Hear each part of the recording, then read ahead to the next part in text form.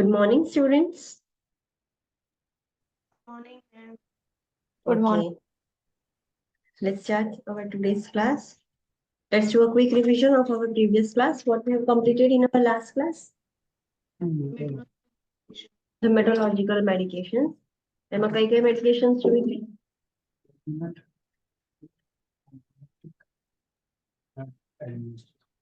Yes. Online students, which medications we have completed in hematological system? Then protein, then thrombolytics, and blood. Transfusion. Okay, the medications which prevent the blood clotting, કે slows down blood clotting, એ anticoagulant medications કહેવાય. એમાં કઈ કઈ medications જોઈ હતી anticoagulant માં? Heparin, Heparin, LMW. Yes, heparin, low molecular weight heparin, then antiplatelet, sorry, Anisha? Antiplatelet drugs. Antiplatelet, yes. Antiplatelet, then Warfarin. warfarin, yes. Okay.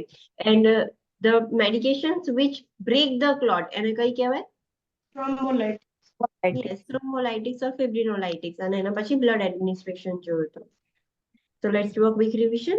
Prevents the blood clotting, that is anticoagulant. Anticoagulant માં heparin, slow molecular weight heparin જોયું હતું. Antiplatelet drugs જોયા હતા. એમાં clopidogrel, aspirin એ બધા એના examples છે. Warfarin જોયું હતું. અને factor 10 activator inhibitors. જે factor 10 ને formation જ ના થવા દે. So ultimately એ clot formation prevent કરશે. So heparin શું કરે? Yes, it slows down the clotting. કયા કન્ડિશનમાં આપણે યુઝ કરી શકીએ એની ઇન્ડિકેશન શું છે? Post operative strokes હોય. યસ, સ્ટ્રોક હોય, ઇસ્કેમિયા વાળું હોય તો આપણે એમાં પ્રિવેન્ટ કરી શકીએ. આપણે ક્લોટ નથી બનવા દેવાનું. ક્રોનિક એફિબ્રિલેશન હોય તો એમાં બી ક્લોટ ફોર્મેશનના રિસ્ક વધારે છે. So we can prevent clot formation by using heparin post operatively. What is the therapeutic APDT for heparin? Therapeutic APDT. 1.5 to 2 greater than normal range. Yes, 1.5 to 2 times more than normal value. And normal APDT? 30 to 40. 30 to 40 seconds, yes. And every 4 to 6 hours, you have to monitor the APDT for the client. So you can identify how much of volume you want to give. Titration કરવાની ખબર પડે આપણને. Okay, nursing consideration શું ધ્યાન રાખવાનું while heparin is going on? reading Precaution. Bleeding precaution is our first priority.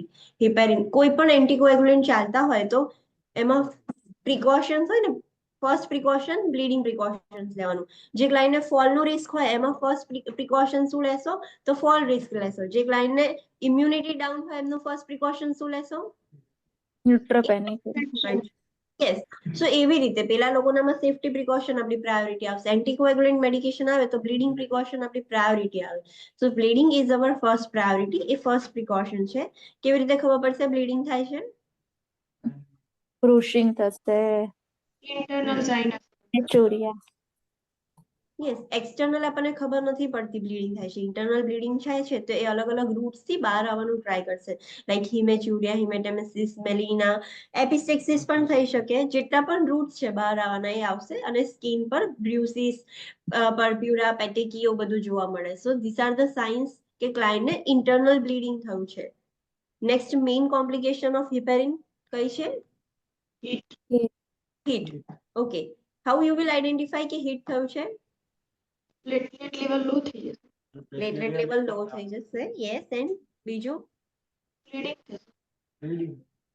Bleeding થશે, ડિઝનિયા થશે, ટેકીકાર્ડિયા થઈ જશે, ફીવર, ચીલ્સ, આ બધા એના સાઇન્સ છે. કોમ્પ્લિકેશન શું છે હીટની? bloating and DVT, Yes, abnormal clot formation start થઈ જશે. That is DVT and pulmonary embolism. How you will treat heat? Discontinue heparin and other All anticoagulant. types of heparin. કોઈ પણ heparin, low molecular weight પણ નહીં અને regular heparin પણ નહીં. કોઈ પણ ટાઈપનું heparin નહીં આપવાનું. That is the treatment. Then low molecular weight heparin એ heparinનું જ એક component છે કે જેમાં ઓછા fractions માં હોય છે heparin. So that is low molecular weight heparin. Nursing consideration શું ધ્યાન રાખવાનું આમાં? Subcutaneous response. Yes. This is the only anticoagulant which can be administered in a pregnant woman. પછી એને pigમાંથી derive કરવામાં આવ્યું હોય તો આપણે religious ને consider કરવા પડે. yes, low molecular weight heparin is pig derived. So આપણે એ ધ્યાનમાં રાખવાનું જે પણ પેશન્ટ છે એની રિલિજિયસ અને કલ્ચરલ બિલીફ શું છે એ ધ્યાનમાં રાખવાની. અગર એનું રિલિજન કે કલ્ચર એ વસ્તુ એક્સેપ્ટ ના કરતું હોય તો we cannot administer this. So that is our priority. અને બીજું No need for APDT test. Require नहीं होता हमारा कोई टेस्ट Yes. सिवाय खाली okay. So for HIT what you have to monitor? Only platelet. Platelets, only platelets. બીજા કોઈ blood reports ની requirement નથી, but you have to monitor platelets. So તમને ખબર પડે કે heat નથી થઈ જતું. Next is warfarin. Warfarin માટે કયો blood test કરવાનું? PTI ને. Sure. Okay. And heparin માટે? APDT. APDT. Okay. So warfarin nursing consideration શું ધ્યાન રાખવાનું? Bleeding. Bleeding precaution એ આપણી priority છે. Then PT-INR blood test warfarin માટે use થાય છે. તો normal PT કેટલું હોય? 10 to 12 seconds. 10 to 12. 10 to 12 seconds. And therapeutic PT for warfarin is 1.5 to 1.5 to 2.5. times normal. Yes. So એવી રીતે યાદ રાખવાનું 1.5 to 2.5 times normal. Then INR normal value શું છે? 0.8 to 1.2. 0.9 to 1.2. And therapeutic INR for warfarin? 2 to 2 to 3 times 2 to normal. 3 times. Yes, 2 to 3 times normal. What is the antidote for warfarin? Vitamin K. Antidote for heparin? Protamine sulfate. Vitamin C का Heparin no. Warfarin no. Vitamin K. Heparin no. ठीक है Let the new students speak. पेंटामाइन sulphate Protamine sulfate. Protamine Yes. And warfarin is not given in pregnancy. Only one anticoagulant that is given in pregnancy is enoxaparin. yes, enoxaparin or low molecular weight heparin. Then this is the trick that you can easily identify warfarin માં કયો blood test હોય, heparin માં કયો blood test હોય. This is something new that you have to understand. કે VT prophylaxis માટે જો આપણે warfarin use કર્યું હોય તો એ 2 to 3 times greater હોય. That is આપણે જે યાદ રાખ્યું છે એ. અને heart valve હોય patient ને અને તમે એના માટે warfarin regular basis પર patient ને આપો છો તો that is 3 to 4 times normal. So એ વસ્તુ that is something new. તો એ point યાદ રાખવાનો, તમારા notes માં બનાવી દેવાનું. કદાચ પૂછાઈ જાય તો તમને એ easy પડે. Then antiplatelet medications, that is examples કયા છે? Aspirin, clopidogrel. Yes, aspirin, clopidogrel એ વધારે પૂછાતા questions છે. Okay, then nursing consideration શું ધ્યાન રાખવાનું? ESC 35 mg થી એથી લો ડોઝ આપવાનો હોય છે ડે 0 Yes, અને કોઈ એવા ડિસ્કન્ટિન્યુ કરી દે 5 થી 6 દિવસ પહેલા સર yes, absolutely. આ બધી medications છે એ ischemic disease ના prevention માટે આપીએ છીએ. So aspirin આપણે એવા જે બધા disease છે કે જેમાં ischemia થઈ જવાનું હોય due to clot કે એવું કશું તો આપણે એ aggravate નથી થવા દેવાની platelets, antiplatelets, platelets ના aggravate ના થવા દે. So ASA એટલે Acetyl salicylic acid. yes, that is aspirin. So aspirin no regular dose 325 mg કાં તો એના કરતા ઓછું daily basis પર આપી શકીએ per day. અગર એનાથી વધારે આપી દઈશું તો શું થશે? Bleeding. Bleeding થઈ જશે. Yes. Side effects શું છે એના antiplatelet medications ના? લીડિંગ ટુ ધેટ હા, એ તો છે જ. Then other than that, headache, vomiting, rash, diarrhea, dizziness. કોઈ પણ સર્જરી કે એવી કોઈ પ્રોસિજર હોય, invasive procedure, so antiplatelet medication 5 to 7 days પહેલા જ ડિસકન્ટિન્યુ કરી દેવાની. Then fibrinolytics or thrombolytics. એના એક્ઝામ્પલ્સ કયા છે? Urokinase, streptokinase. Yes, so how you will identify કે આ fibrinolytic drugs છે? What is the suffix? ACE. ACE. ACE. બધા drugs માં ACE હશે. અને બીજું શું કહેવાય? TP. Plasminogen activator. Q-plasminogen activator. એક એન્ઝાઇમ છે જે શું કહેવાય કે ક્લોટને ડિસ્ટ્રોય કરવામાં હેલ્પ કરે છે. તો that is tissue plasminogen activator. Nursing consideration શું ધ્યાન રાખવાનું જ્યારે થ્રોમ્બોલાઇટિક ડ્રગ્સ ચાલતા હોય ત્યારે?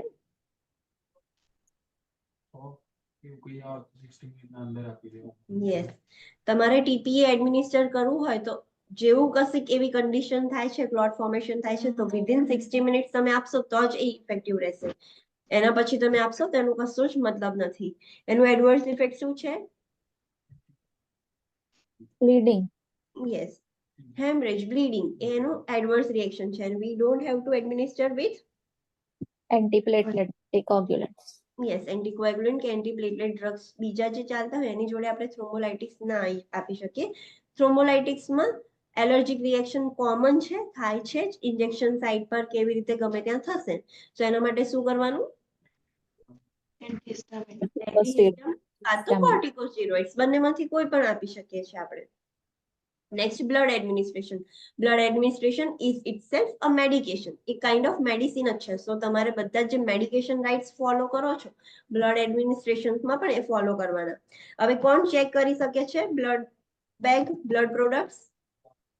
Only to RN. યસ, કોઈ RN ફ્રી નથી. તમને સિનારીઓમાં એવું પૂછ્યું છે કે you want to administer a blood product in this patient, જરૂરી છે, આલવાની ઇમરજન્સી છે, અર્જન્સી છે, તમારે હાલ જ આપવું પડશે. And another RN is not available, તો what you will do? UAP જોડે ચેક કરાવશો?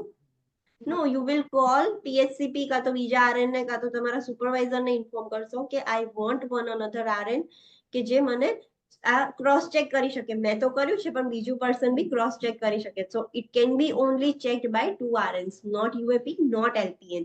એ વસ્તુ ખાસ ધ્યાન રાખવાની. અને ક્લાયન્ટનું બી બ્લડ એડમિનિસ્ટ્રેશન કરતા પહેલા એનું બ્લડ સ્ક્રીનિંગ થઈ ગયેલું હોવું જોઈએ. બ્લડ પ્રોડક્ટ્સ આપવાના હોય, એડમિનિસ્ટર કરવાનું હોય તો એના માટે જે નોર્મલ આઈવી સેટ છે એ જ યુઝ કરવાનું. નો. યસ, એનો અલગ જ હોય આઈવી સેટ બ્લડ ટ્રાન્સફ્યુઝન માટે, બીકોઝ એમાં ફિલ્ટર હોય જે ફિલ્ટર આઉટ કરી દે નાના નાના ક્લોટ્સ કે એવું કશું થઈ ગયું હોય એમાં, સો એ ફિલ્ટર આઉટ કરી દે. ધેટ્સ વાય એના માટે લાર્જ ગેજની જ આઈવી યુઝ કરવાની. જો તમને પહેલેથી ખબર હોય કે ક્લાયન્ટને તમારે આપવાનું છે બ્લડ પ્રોડક્ટ, તો પહેલેથી જ લાર્જ ગેજ આઈવી યુઝ કરવાની. અને ઇમરજન્સીમાં આવવાનું થાય તો યુ કેન યુઝ 20. પહેલા 20 ની લીધી હોય ને આપવાનું થાય તો આપણે કરી શકીએ, બટ પહેલેથી ખબર જ હોય કે જરૂર છે તો આપણે પહેલેથી જ 18 ની જ લેવી પડે. આ બ્લડ એડમિનિસ્ટ્રેશન જોડે કયું ખાલી આઈવી ફ્લુઇડ્સ અપ્રૂવ છે? We can give NS along with blood transfusion. Vitals related શું પોઈન્ટ હતો? બેઝલાઇન વાઇટલ ચેક કરીને જ આપવાનું. Baseline. Yes, baseline vitals check કરી લેવાના, જેનાથી તમને ખબર પડે કોઈ ચેન્જીસ થાય તો તમે પહેલા લીધા હોય તો તમે કમ્પેરિઝન કરી શકો ને કે પહેલા આટલા હતા હવે આટલા થયા છે. So baseline vitals is must. Before, during and after blood transfusion તમારે વાઇટલ્સ લેવાના and according to agency policy. Agency policy જે બી હોય હોસ્પિટલની કે આવી રીતે લેવાના છે તો એ પણ ફોલો કરવાના. ફર્સ્ટ 30 મિનિટ્સ ક્રુશિયલ પીરિયડ છે. કેમ? જે બી એડવર્સ રિએક્શન આવવાના છે એ ટાઈમે આવી જશે. યસ, ક્લાયન્ટને અગર એડવર્સ રિએક્શન થશે બ્લડ ટ્રાન્સફ્યુઝનથી તો ફર્સ્ટ 30 મિનિટ્સમાં આવી જશે. સો ફર્સ્ટ 30 મિનિટ્સમાં એને ક્લોઝલી મોનિટર કરવાનું. હવે બ્લડ ટ્રાન્સફ્યુઝન રિએક્શન આવી ગયું છે ક્લાયન્ટને, so being a registered nurse, being a nurse, what you will do? Stop the Then 30. Okay, તરત જ ફર્સ્ટ ઓફ ઓલ ડિસકન્ટિન્યુ કરી દેવાનું જે બ્લડ ટ્રાન્સફ્યુઝન છે એ. બેગ, ટ્યુબિંગ્સ બધું જ ડિસકન્ટિન્યુ કરીને કાઢી નાખવાનું. પછી શું કરશો?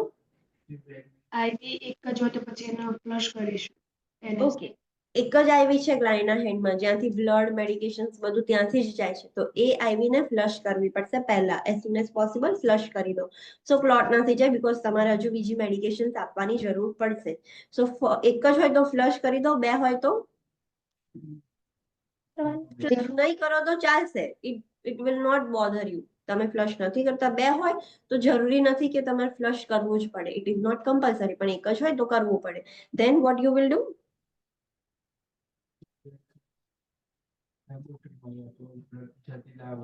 બ્લડ પ્રોડક્ટ અને ટ્યુબિંગ સાથે રિટર્ન કરવાનું. યસ, જે બ્લડ બેગ છે, જે ટ્યુબિંગ્સ છે, એને લેબમાં કાં તો બ્લડ બેંકમાં રિટર્ન કરવાનું ક્રોસ વેરિફિકેશન માટે કે એમાં શું હતું પ્રોબ્લેમ કે ક્લાયન્ટને એડવર્સ રિએક્શન આવ્યું. પછી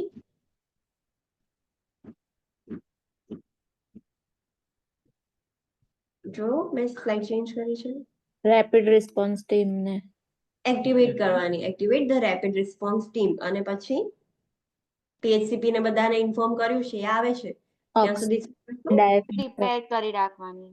yes prepare Histamine. To administer diphenhydramine. Diphenhydramine શું છે? Anti. એન્ટીહિસ્ટામાઇન. એલર્જીક રિએક્શન્સ કે એવું કશું થયું હોય તેના માટે આપવામાં આવે અને ક્લાયન્ટને અમુક સમટાઈમ્સ એનાફાઇલેટિક શોક એટલે એલર્જીક રિએક્શન હોય તો ક્લાયન્ટને ડિઝનિયા થઈ જાય છે બીકોઝ કોઈ પણ એલર્જીક રિએક્શન થાય બ્રોન્કસ કેવું થઈ જાય, નેરો થઈ જાય, કન્સ્ટ્રિક્ટ થઈ જાય. સો ઓક્સિજનની ડિમાન્ડ વધી જાય. સો ઇફ રિક્વાયર્ડ તમે ઓક્સિજન પણ રેડી કરી શકો છો, નેઝલ કેન્યુલા, માસ્ક બધું રેડી કરીને રાખી શકો.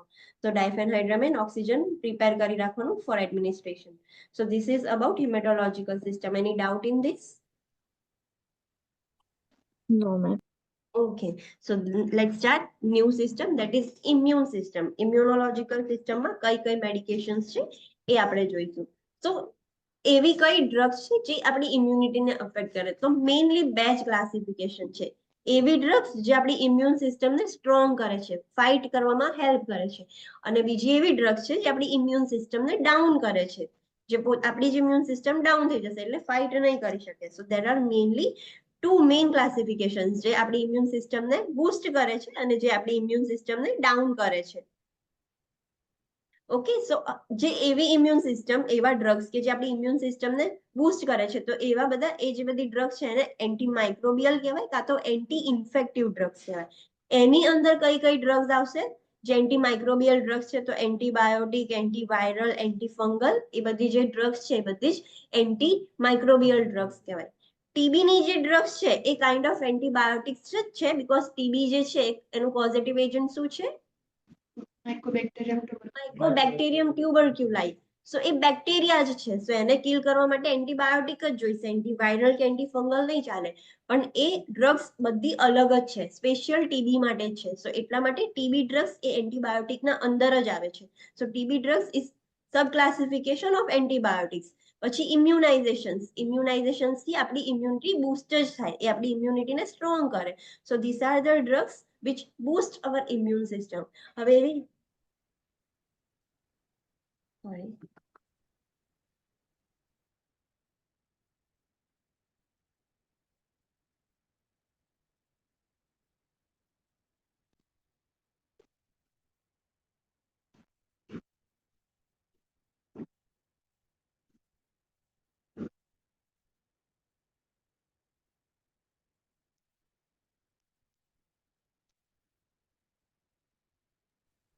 ઓકે, નાઉ એવી ડ્રગ જે આપણી ઇમ્યુન સિસ્ટમને ડાઉન કરે છે, તો કઈ એવી ડ્રગ્સ છે? તો એન્ટીહિસ્ટામાઇન.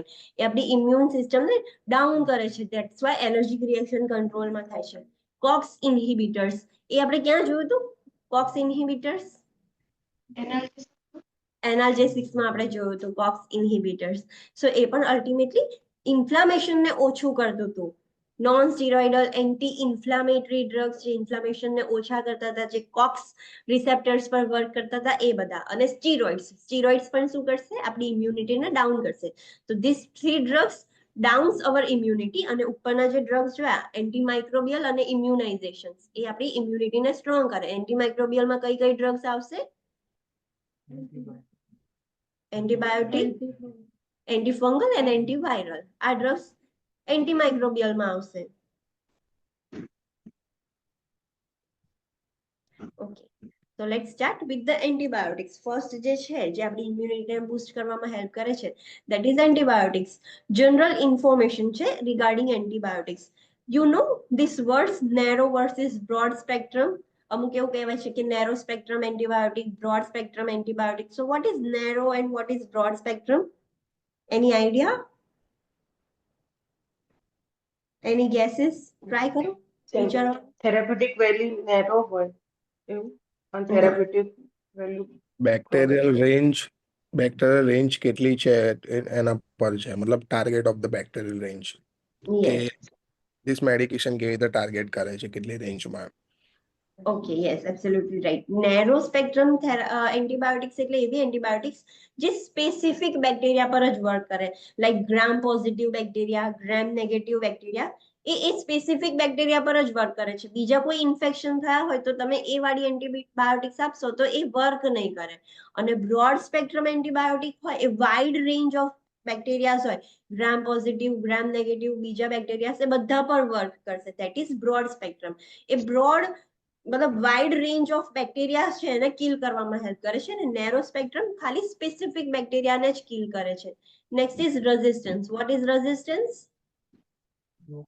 મતલબ બેક્ટેરિયા હોય કે ના હોય એનાથી એનો મતલબ ફરક જ ના પડે, કોઈ અસર Yes. ના યસ, આ ક્યારે થાય રેઝિસ્ટન્સ? જ્યારે કોઈ પર્સન કોર્સ કમ્પ્લીટ ના કરે. એન્ટીબાયોટિકમાં આપણે મેજરલી શું ઇમ્પોર્ટન્ટ છે? કોર્સ કમ્પ્લીટ કરવું. જો અધૂરો કોર્સ મૂકી દઈશું તો એ જે બેક્ટેરિયા છે બોડીમાં એ એના અગેન્સ્ટ, આપણા બોડીમાં જેમ એન્ટીબોડીઝ છે એમ બેક્ટેરિયાની જોડે પણ એન્ટીબોડીઝ હોય. એના માટે આપણે જે આપણી બોડીના સેલ્સ છે એના માટે ફોરેન બોડી છે, તો એ એની અગેન્સ્ટ એના માટે એન્ટીબોડીઝ ક્રિએટ કરી દેશે, પ્રોટેક્શન ક્રિએટ કરી દેશે, પછી એ મેડિકેશન અસર નહીં કરે. સો રેઝિસ્ટન્સ એટલે કે જ્યારે બેક્ટેરિયાને કોઈ અસર જ નથી થતી, તમે એન્ટીબાયોટિક્સ આપો છો પણ એ બેક્ટેરિયા એનાથી રેઝિસ્ટ થઈ ગયું છે. તો જ્યારે પણ રેઝિસ્ટન્સ થઈ જાય કોઈ પણ પર્સનને એન્ટીબાયોટિક્સ નથી, સો એના લીધે સુપર ઇન્ફેક્શન થાય. What is super infection? પહેલા થઈ ગયું ઇન્ફેક્શન ફરીથી થાય.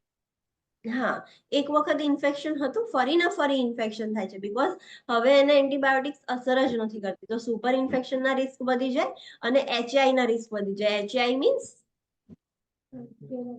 Yes, hospital acquired infection or health care acquired infection. Because હવે તમે એ ક્લાયન્ટને હોસ્પિટલમાં જાય છે, ઇઝીલી એને ઇન્ફેક્શન થઈ જાય છે અને એ રેઝિસ્ટિવ થઈ ગયું છે, તો એને અસર નથી થતી. So this terminologies you should know, કે રેઝિસ્ટન્સ નો મતલબ શું છે, સુપર ઇન્ફેક્શન એટલે શું, એચઆઈ એટલે શું, નેરો વર્સિસ બ્રોડ સ્પેક્ટ્રમ એટલે શું. જ્યારે પણ એન્ટીબાયોટિક્સ ચાલતું હોય ત્યારે આ મેડિકેટ નેમોનિક છે એ યાદ રાખવાનું. શું એમાં શું છે? So monitor for super infection. ક્લાયન્ટને સુપર ઇન્ફેક્શન ના થઈ જાય એ ખાસ મોનિટર કરવાનું છે. સુપર ઇન્ફેક્શન થશે એટલે શું ઇન્ડિકેટ કરે છે? રેઝિસ્ટન્સ. યસ, રેઝિસ્ટિવ થઈ ગયું છે, રિસ્પોન્સ નથી કરતી આપણી એન્ટીબાયોટિક્સ. તો monitor for super infection, evaluate renal and liver function, because કોઈ પણ મેડિકેશન હોય મેટાબોલાઇઝ લીવરમાં થશે, એક્સક્રીટ કિડનીઝથી થશે. સો એ ક્લાયન્ટનું રીનલ અને લીવર ફંક્શન મોનિટર ઇવેલ્યુએટ કરવાનું. Diarrhoea management. ડાયરિયા બહુ જ કોમન સાઇડ ઇફેક્ટ છે એન્ટીબાયોટિક્સનું. જે પણ ક્લાયન્ટને એન્ટીબાયોટિક્સના સાઇડ ઇફેક્ટ થશે એમને ડાયરિયા પહેલા થશે, તો ડાયરિયા થઈ જાય તો એ મેનેજ કરવાનું. Inform provider if taking other medications. ક્લાયન્ટને એવું સમજાવવાનું કે હેલ્થકેર પ્રોવાઈડર એચસીપી ને ઇન્ફોર્મ કરો તમે બીજી કોઈ મેડિકેશન લો છો તો, બીકોઝ સમટાઈમ્સ એ મેડિકેશન બીજી મેડિકેશન્સની શું કહેવાય કે ઇફેક્ટિવનેસ ઓછી કરી દે, કાં તો બીજી મેડિકેશન એન્ટીબાયોટિકની ઇફેક્ટિવનેસ ઓછી કરી દે, એવા ચાન્સીસ છે. સો that's why we have two teach the client to inform the HCP if taking other medications. Next છે culture before the first dose. આ બહુ જ ખાસ ઇમ્પોર્ટન્ટ છે. કોઈ પણ એન્ટીબાયોટિક સ્ટાર્ટ કરવાની હોય એના પહેલા તમને ડોક્ટરે પીએચસીપી કીધું છે કે તમારે કલ્ચર કરવાનું છે. કલ્ચર થી શું ખબર પડે? બેક્ટેરિયા છે. કયું બેક્ટેરિયા. બેક્ટેરિયા છે? આપણે બ્લડ લઈએ, બ્લડ ને ગ્રો થવા દઈએ છીએ કલ્ચર મીડિયમમાં, એટલે એની અંદર જે બેક્ટેરિયા હશે એ ગ્રો થશે, તો આપણને ખબર પડશે કે આ બેક્ટેરિયા છે ને આ મેડિકેશન આવવાની છે. સો કલ્ચર તમે ફર્સ્ટ ડોઝ એડમિનિસ્ટર કરો એના પહેલા જ બ્લડ વિથડ્રો કરવું પડે. તમે મેડિસિન આપીને પછી કલ્ચર વિથડ્રો કરશો તો ફોલ્સ રિઝલ્ટ આવશે. તો make sure you culture before the first dose. Next, alcohol don't have it. So ક્લાયન્ટને કહેવાનું avoid alcohol. Take the entire course. Antibiotic ક્યારે અધૂરી નહીં છોડવાની. જે પણ કોર્સ હોય એ એન્ટાયર કોર્સ લેવાનું, એવું ક્લાયન્ટને સમજાવવાનું. And evaluate the culture, WBC, CRP and temperature. તો એન્ટીબાયોટિક્સ ચાલતા હોય તો કલ્ચર ઇવેલ્યુએટ કરવાના. એન્ટીબાયોટિક કોર્સ કરતા પહેલા પણ આપણે જોઈએ છીએ અને એન્ટીબાયોટિકનો કોર્સ પતી જાય પછી પણ આપણે કલ્ચર ચેક કરીએ છીએ ટુ સી ધ ઇફેક્ટિવનેસ, કેટલું ઇફેક્ટિવ થયું. ડબ્લ્યુબીસી ચેક કરીએ છીએ બીકોઝ ઇન્ફેક્શનમાં ડબ્લ્યુબીસી કેવા થઈ જાય? વધી જશે. સીઆરપી લેવલ વધી જશે, ટેમ્પરેચર વધી જશે. તો જ્યારે પણ મેડિકેશન ચાલતી હોય ત્યારે બધું જ ઇવેલ્યુએટ કરતી રહેવાનું. સો એન્ટીબાયોટિક્સ રિગાર્ડિંગ મેડિકેટ નેમોનિક છે યાદ રાખવું. જ્યારે પણ એન્ટીબાયોટિક્સ ચાલતી હોય ત્યારે આટલી વસ્તુ કન્સિડર કરીને ચાલવાનું કે આટલી વસ્તુ આપણે કરવાની જ છે. સો these are the brief example કે નેરો સ્પેક્ટ્રમ એન્ટીબાયોટિક્સ કઈ છે, બ્રોડ સ્પેક્ટ્રમ એન્ટીબાયોટિક્સ કઈ છે. નેરો સ્પેક્ટ્રમમાં એવી એન્ટીબાયોટિક્સ જે ઓનલી ગ્રામ પોઝિટિવ બેક્ટેરિયાના ટાઈપ્સ હોય, ગ્રામ પોઝિટિવ, ગ્રામ નેગેટિવ, એવી રીતના. તો જે ખાલી ગ્રામ પોઝિટિવ બેક્ટેરિયા પર અસર કરે છે એવી કઈ એન્ટીબાયોટિક્સ છે? So penicillin G, penicillin V, erythromycin and clindamycin. આ નેરો સ્પેક્ટ્રમ વાળી એન્ટીબાયોટિક છે. એ સ્પેશિયલી ખાલી ગ્રામ પોઝિટિવ બેક્ટેરિયાને જ કિલ કરે છે. ગ્રામ નેગેટિવ બેક્ટેરિયાનું ઇન્ફેક્શન હશે ને તમે ઇરિથ્રોમાઇસિન આપશો તો અસર નહીં કરે, બીકોઝ એની એવી સ્પેશિયાલિટી જ નથી કે એને કિલ કરી શકે. નેક્સ્ટ એવી એન્ટીબાયોટિક્સ જે ખાલી ગ્રામ નેગેટિવ બેક્ટેરિયા પર અસર કરે છે. તો એમિનોગ્લાયકોસાઇડ્સ વાળા જે એન્ટીબાયોટિક્સ છે એ સિફેલોસ્પોરિન્સ, અને એમાં પણ ખાલી ફર્સ્ટ અને સેકન્ડ જનરેશન વાળા જે સિફેલોસ્પોરિન્સ છે આપણે ડિટેલમાં આગળ જોઈશું. સો આ જે મેડિકેશન છે એ નેરો સ્પેક્ટ્રમ વાળી છે, ખાલી ગ્રામ નેગેટિવ પર એક્ટ કરે છે. માઇકોબેક્ટેરિયમ ટ્યુબરક્યુલોસિસ પર જે એક્ટ કરે છે એવી ડ્રગ્સ કઈ છે? સો આઇસોનિયાઝિડ, રિફામ્પિન, ઇથામ્બ્યુટોલ ને પાયરાઝિનામાઇડ. આ એન્ટીબાયોટિક્સ તમે બીજા ઇન્ફેક્શનમાં આપશો તો એ અસર નહીં કરે, ખાલી માઇકોબેક્ટેરિયમ ટ્યુબરક્યુલોસિસ ડ્રગને જ બેક્ટેરિયાને જ અફેક્ટ કરે છે, એ જ બેક્ટેરિયાને કિલ કરે છે. તમને એક્ઝામમાં નથી પૂછવાના કે કઈ ગ્રામ નેરો સ્પેક્ટ્રમ વાળી કઈ એન્ટીબાયોટિક છે, બ્રોડ સ્પેક્ટ્રમ વાળી કઈ છે, but this is for your knowledge કે તમને ખબર પડે કે vote is narrow spectrum, broad spectrum. Broad spectrum એટલે ગ્રામ પોઝિટિવ ગ્રામ નેગેટિવ બંને પર એક્ટ કરી શકે, બંનેને કિલ કરી શકે. સો એવી કઈ મેડિકેશન્સ છે? તો એમ્પિસિલિન, પિપેરાસિલિન, સિફેલોસ્પોરિન્સ પણ એ થર્ડ જનરેશન વાળી. ફર્સ્ટ અને સેકન્ડ જનરેશન તો નેરો સ્પેક્ટ્રમ વાળી છે, થર્ડ જનરેશન વાળા છે એ બ્રોડ સ્પેક્ટ્રમ વાળા છે. ટેટ્રાસાઇક્લિન્સ, કાર્બાપેનમ્સ, સલ્ફોનામાઇડ્સ, ફ્લોરોક્વિનોલોન્સ, આ બધી જે એન્ટીબાયોટિક્સ છે એ બ્રોડ સ્પેક્ટ્રમ એન્ટીબાયોટિક્સ છે. ગ્રામ પોઝિટિવ નું ઇન્ફેક્શન હોય કે ગ્રામ નેગેટિવ નું હોય, તમે આ મેડિકેશન આપી શકો છો.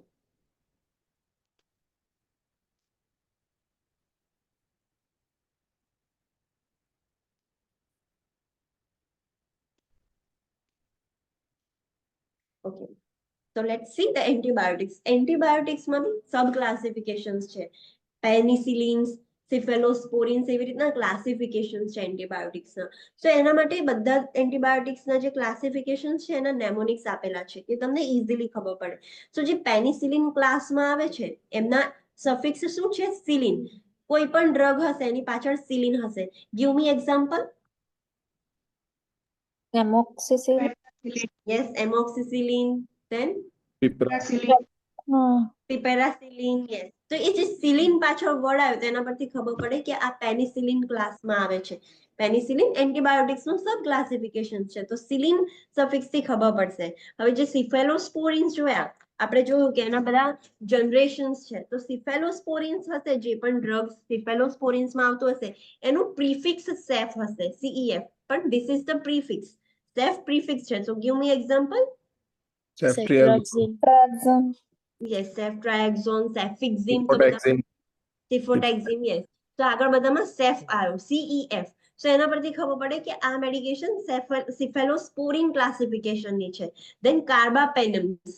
કાર્બાપેનમ્સ નો સફિક્સ શું છે? પેનમ. બધામાં લાસ્ટમાં પેનમ આવશે. તો give me one example. Meropenem. Meropenem. Meropenem. Yes, તો મેરોપેનમ. તો પેનમ આવ્યું પાછળ. તો એવી જે બધી ડ્રગ્સ છે મેરોપેનમ, એમાં જેમ પેનમ આવે તો એના પરથી તમને ખબર પડે કે આ કાર્બાપેનમ ક્લાસિફિકેશનનું છે. ટેટ્રાસાઇક્લિન જે ક્લાસિફિકેશન છે એનું સફિક્સ શું છે? સાયક્લિન. તો કેવી રીતે ખબર પડશે? Doxycycline. ડોક્ઝીસાયક્લિન. યસ.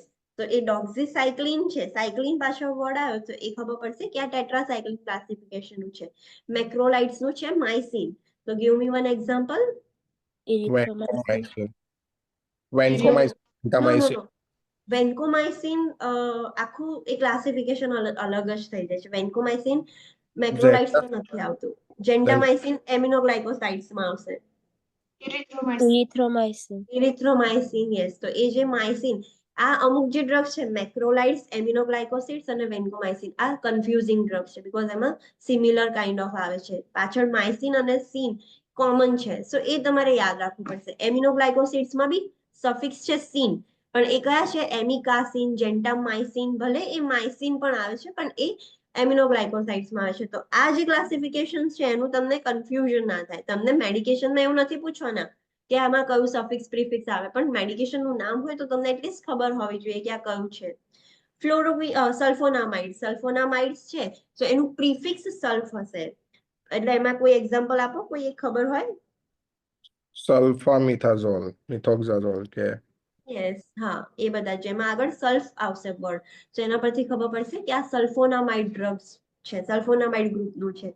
ફ્લોરોક્વિનોલોન્સ છે, તો એમાં in between, not prefix not suffix, વચ્ચે ફ્લો વર્ડ આવશે. તો કોઈ એક્ઝામ્પલ આપો. ciprofloxacin, levofloxacin, yes, norfloxacin, ciprofloxacin, levofloxacin, વચ્ચે ફ્લો વર્ડ આવ્યો છે. પહેલા પણ નહીં, લાસ્ટમાં પણ નહીં, ઇન બિટવીન જ્યારે FLO વર્ડ આવે તો તમને ખબર પડે કે એ ફ્લોરોક્વિનોલોન્સમાં છે. વેન્કોમાઇસિન એક અલગ ક્લાસિફિકેશનનું ડ્રગ છે, એ આપણે આગળ જોઈશું. હવે એન્ટી ટીબી ડ્રગ્સ છે. એન્ટી ટીબી નું કોઈ એવું સ્પેસિફિક પ્રીફિક્સ સફિક્સ છે નહીં. એન્ટી ટીબી ડ્રગ્સ તમારે યાદ રાખવાના છે. આઇસોનિયાઝાઇડ, રિફામ્પિન, ઇથામ્બ્યુટોલ, એ બધા જેના એક્ઝામ્પલ્સ છે એ એન્ટી ટીબી ના ડ્રગ્સ છે, તો તમને એ ખબર હોવી જોઈએ. So let's start. First penicillin. Penicillin આપણે જોયું હતું કે અમુક નેરો સ્પેક્ટ્રમ છે ને અમુક બ્રોડ સ્પેક્ટ્રમ છે. નેરો સ્પેક્ટ્રમ પેનિસિલિન વાળા કયા છે? So penicillin G, penicillin V, નેફિસિલિન. અને બ્રોડ સ્પેક્ટ્રમ કયા છે? સો એમ્પિસિલિન, અમોક્સિસિલિન, પિપેરાસિલિન, એ બધા બ્રોડ સ્પેક્ટ્રમ છે. એ બંને પર વર્ક કરે છે. ઇન્ડિકેશન આપણે ક્યારે આપીએ છીએ પેનિસિલિન? સો ઇન્ફેક્શન હોય ત્યારે જ આપીએ છીએ. અને એ પણ કયું ઇન્ફેક્શન હોવું જોઈએ? Bacterial infection. વાયરલ ઇન્ફેક્શન કે ફંગલ ઇન્ફેક્શનમાં ના આપી શકીએ. કેવી રીતે વર્ક કરે છે પેનિસિલિન્સ મેડિકેશન? તો it weakens the bacterial cell wall. બેક્ટેરિયાની જે સેલ વોલ હોય એને વીક કરી દે છે. સો અલ્ટિમેટલી બેક્ટેરિયા ડાય થઈ જશે and it will stop making you sick. Bacteria જ ડેથ થઈ જશે તો આપણે જ બીમાર નહીં થઈએ. નર્સિંગ કન્સિડરેશન શું ધ્યાન રાખવાની જ્યારે પેનિસિલિન્સ ચાલતા હોય ત્યારે? Low toxicity but allergic reactions are common. પેનિસિલિનની ટોક્સિસિટી એટલી બધી નથી થઈ જતી, પણ એના એલર્જીક રિએક્શન્સ બહુ જોવા મળે છે. Most common cause of drug allergy. પેનિસિલિનની એલર્જી બધાને બહુ જ કોમન હશે. Like 10 out of 7 out of 10% ને પેનિસિલિનની એલર્જી થશે. આઈ એમ ધ વન, મને અમોક્સિસિલિનની એલર્જી છે. સો પેનિસિલિનની એલર્જી બહુ જ કોમન છે, એ બહુ જ ઇઝીલી બધામાં જોવા મળતી હોય છે. Client allergic to one penicillin should be considered allergic to all other penicillin. For example, મને અમોક્સિસિલિનની એલર્જી છે તો હું પેનિસિલિન G, V કોઈ પણ પેનિસિલિન ડ્રગ ના લઈ શકું. સો જે ક્લાયન્ટને એક પેનિસિલિન ડ્રગની એલર્જી હોય એને બધા જ પેનિસિલિન ડ્રગ્સની એલર્જી હોય જ, અને કોઈ પણ પેનિસિલિન ડ્રગ એડમિનિસ્ટર ના કરી શકીએ. સાઇડ ઇફેક્ટ શું થશે? તો આખી બોડી પર રેશિસ થઈ જશે, એલર્જીક રિએક્શન્સ આવશે, એના ડાયરિયા થઈ જાય. આ બધા એના સાઇડ ઇફેક્ટ છે. Caution in the renal clients. જે લોકોને કિડનીનો પ્રોબ્લેમ હોય એમાં એવું નહીં કે we have to avoid penicillins. આપી શકીએ but we have to be very cautious because એનું એક્સક્રીશન કિડનીમાંથી જ થવાનું છે. કિડની ફેલ છે તો બહુ જ ધ્યાનથી એડમિનિસ્ટર કરવાની. So this is about penicillin. Any doubt? No, ma'am. Okay. Next છે બીટા લેક્ટેમેસ ઇન્હિબિટર. બીટા લેક્ટેમેસ ઇન્હિબિટર આ એક ટાઈપનું ક્લાસિફિકેશન જ છે. એની અંદર કોઈ સફિક્સ પ્રીફિક્સ એવું નથી હોતું. હવે હું તમને સમજાવું કે બીટા લેક્ટમ રિંગ શું છે. દરેક for example let me show.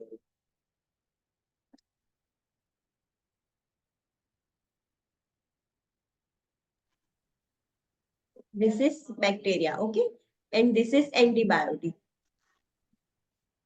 આ એન્ટીબાયોટિક છે, બરાબર. હવે એન્ટીબાયોટિકની અંદર બીટા લેક્ટમ રિંગ હોય. દરેક એન્ટીબાયોટિકની અંદર એક બીટા લેક્ટમ રિંગ હોય સેન્ટરમાં. એ બીટા લેક્ટમ રિંગ શેમાં હેલ્પ કરે? એ બેક્ટેરિયા પર અટેક કરીને બેક્ટેરિયાને ડિસ્ટ્રોય કરી દેશે, બેક્ટેરિયાને કિલ કરી દેશે. તો એનાથી બચવા માટે બેક્ટેરિયા બી એમને તો બેસી નહીં રહે ને. બેક્ટેરિયાની જોડે એક એન્ઝાઇમ છે. એ એન્ઝાઇમ શું છે? બીટા લેક્ટેમેસ. દરેક બેક્ટેરિયા જોડે બીટા લેક્ટેમેસ એન્ઝાઇમ છે. એ એન્ઝાઇમ શું કરે? એન્ટીબાયોટિકની અંદર જે બીટા લેક્ટમ રિંગ હતી એને જ ડિસ્ટ્રોય કરી દેશે, તો એ બચી જશે ને. એન્ટીબાયોટિકની બીટા લેક્ટમ રિંગ જ ડિસ્ટ્રોય થઈ જાય તો બેક્ટેરિયા બચી જશે, બેક્ટેરિયાને કોઈ હાર્મ નહીં કરે. તો એના માટે એક સ્પેશિયલ ટાઈપ ઓફ એન્ટીબાયોટિક્સનું ગ્રુપ્સ છે, that is beta lactamase ઇન્હિબિટર. Beta lactamase ઇન્હિબિટર શું કરશે? જે બેક્ટેરિયાનું બીટા લેક્ટેમેસ એન્ઝાઇમ હતું એ એન્ઝાઇમને જ ઇન્હિબિટ કરી દેશે. તો એ એન્ઝાઇમ જ નહીં રહે તો એન્ટીબાયોટિકને હાર્મ થશે નહીં થાય. એટલે એન્ટીબાયોટિક ઇફેક્ટિવલી એનું કામ કરીને બેક્ટેરિયાને હાર્મ કરી શકે. So understood what is beta lactamase? Beta lactam ring શું છે ખબર પડી. બીટા લેક્ટમ રિંગ કોનામાં હોય? એન્ટીબાયોટિક્સમાં. અને બીટા લેક્ટેમેસ ક્યાં હોય? બેક્ટેરિયા. બેક્ટેરિયા જોડે છે એન્ઝાઇમ. બીટા લેક્ટેમેસ શું કરે? એન્ટીબાયોટિકનું જે બીટા લેક્ટમ રિંગ છે એને જ ડિસ્ટ્રોય કરી દેશે. બીટા લેક્ટમ રિંગ્સ એના માટે હેલ્પફુલ છે, બેક્ટેરિયાને ડિસ્ટ્રોય કરવા માટે એ વસ્તુ જરૂરી છે, પણ એન્ટીબાયોટિક નું જે બીટા લેક્ટમ રિંગ છે એ ડિસ્ટ્રોય કરી દે છે bacteria. So we are giving beta lactamase inhibitor, જે બેક્ટેરિયાનું બીટા લેક્ટેમેઝ એન્ઝાઇમ છે એને જ ઇન્હિબિટ કરી દે. સો એન્ટીબાયોટિક સેફલી એનું કામ કરી શકે, એને કશું હાર્મ ના થાય અને બેક્ટેરિયાને કિલ કરી શકે. સો this is about beta lactam. So several types of antibiotics has beta lactam ring. Majority બધી antibiotics છે એના અંદર સેન્ટરમાં beta lactam ring હોય. Antibiotics has developed an enzyme to destroy this beta lactamase. આ એન્ટીબાયોટિક્સ ને એવી રીતે ડેવલપ કરવામાં આવી છે કે એ જે બીટા લેક્ટેમેઝ એન્ઝાઇમ છે એને ડિસ્ટ્રોય કરી શકે. અને એન્ઝાઇમ ક્યાં જોવા મળે છે? બેક્ટેરિયામાં. Beta lactamase inhibitor stops this enzyme from destroying the antibiotic, make it more effective. Beta lactamase inhibitors જે ડ્રગ્સ છે એ શું કરશે? જે એન્ઝાઇમ છે બીટા લેક્ટેમેઝ એન્ઝાઇમ જે બેક્ટેરિયામાં જોવા મળે છે એને જ ડિસ્ટ્રોય કરી દેશે. તો અલ્ટિમેટલી એન્ટીબાયોટિક એકદમ ઇફેક્ટિવ થઈ જશે. તો એના એક્ઝામ્પલ છે સલ્બેક્ટમ, એવિબેક્ટમ, ટેઝોબેક્ટમ, ક્લેવ્યુલેનિક એસિડ, આ બધા એક્ઝામ્પલ છે. જ્યારે આપણે બે ડ્રગ્સને કમ્બાઈન કરીને આપીએ છીએ, આપણે એમ્પિસિલિન આપવું છે પણ એમ્પિસિલિન આપીશું ને તો એ બેક્ટેરિયા એમ્પિસિલિનના બીટા લેક્ટમ રિંગને ડિસ્ટ્રોય કરી દે છે. તો એની સાથે સાથે આપણે બીટા લેક્ટેમેઝ ઇન્હિબિટર્સ કમ્બાઈન કરીને આપીએ છીએ. તો જ્યારે એના કોમ્બિનેશનમાં આપીએ ત્યારે એકદમ પ્રોપર અસર કરશે. તો this are the some combinations. એમ્પિસિલિનને આપણે સલ્બેક્ટમ જોડે કમ્બાઈન કરી દઈએ તો એનું બ્રાન્ડ નેમ છે યુનેસિન. પછી અમોક્સિસિલિનને ક્લેવ્યુનેટ એસિડ જોડે, ક્લેવ્યુલેનિક એસિડ જોડે કમ્બાઈન કરીએ, that is amoxicillin and clavulanate. So એ ઓગમેન્ટિન બનાવે છે. ઓગમેન્ટિન તમને ખબર છે, હોસ્પિટલ સેટિંગ્સમાં તમે યુઝ કર્યું હશે. પિપેરાસિલિનને તમે ટેઝોબેક્ટમ જોડે કમ્બાઈન કરીને એક ડ્રગ બનાવીને આપો તો ધેટ ઇઝ ઝોસિન. આપણે હોસ્પિટલ સેટિંગમાં એને શું કહીએ છીએ? એ બધા યુઝ કર્યું છે. એને Piptas. બહુ જ વાર લાગે. પીપ્ટાસ, યસ. સો એમાં પિપેરાસિલિન અને ટેઝોબેક્ટમ, એટલે પિપેરાસિલિન તો છે જ, પેનિસિલિન પ્લસ બીટા લેક્ટેમેઝ ઇન્હિબિટર્સ બી કમ્બાઈન કરી દીધા છે જેથી કરીને એ એન્ટીબાયોટિકની ઇફેક્ટિવનેસ વધારી શકે. So that is Piptaz. તમે જોયું હશે કે એક પીપ્ટાસ આપણે ક્યારે સ્ટાર્ટ કરીએ છીએ? જ્યારે કોઈ એન્ટીબાયોટિક અસર ના કરે ને ક્લાયન્ટને, ત્યારે લાસ્ટમાં આપણે પીપ્ટાસ સ્ટાર્ટ કરીએ છીએ કે ઓકે હવે આ મેડિકેશન્સ ને આને ભેગી કરીને આપો. So that is Piptaz. So here these are some examples કે જ્યારે આપણે કમ્બાઈન કરીને આપી શકીએ. So this is about beta lactamase inhibitor. એના એક્ઝામ્પલ્સ છે સલ્બેક્ટમ, એવિબેક્ટમ, ટેઝોબેક્ટમ અને ક્લેવ્યુલેનિક એસિડ. એને બીજા ડ્રગ્સ જોડે કમ્બાઈન કરીને આપણે એક નવી ડ્રગ કરી શકીએ છીએ અને એ આપી શકીએ છીએ.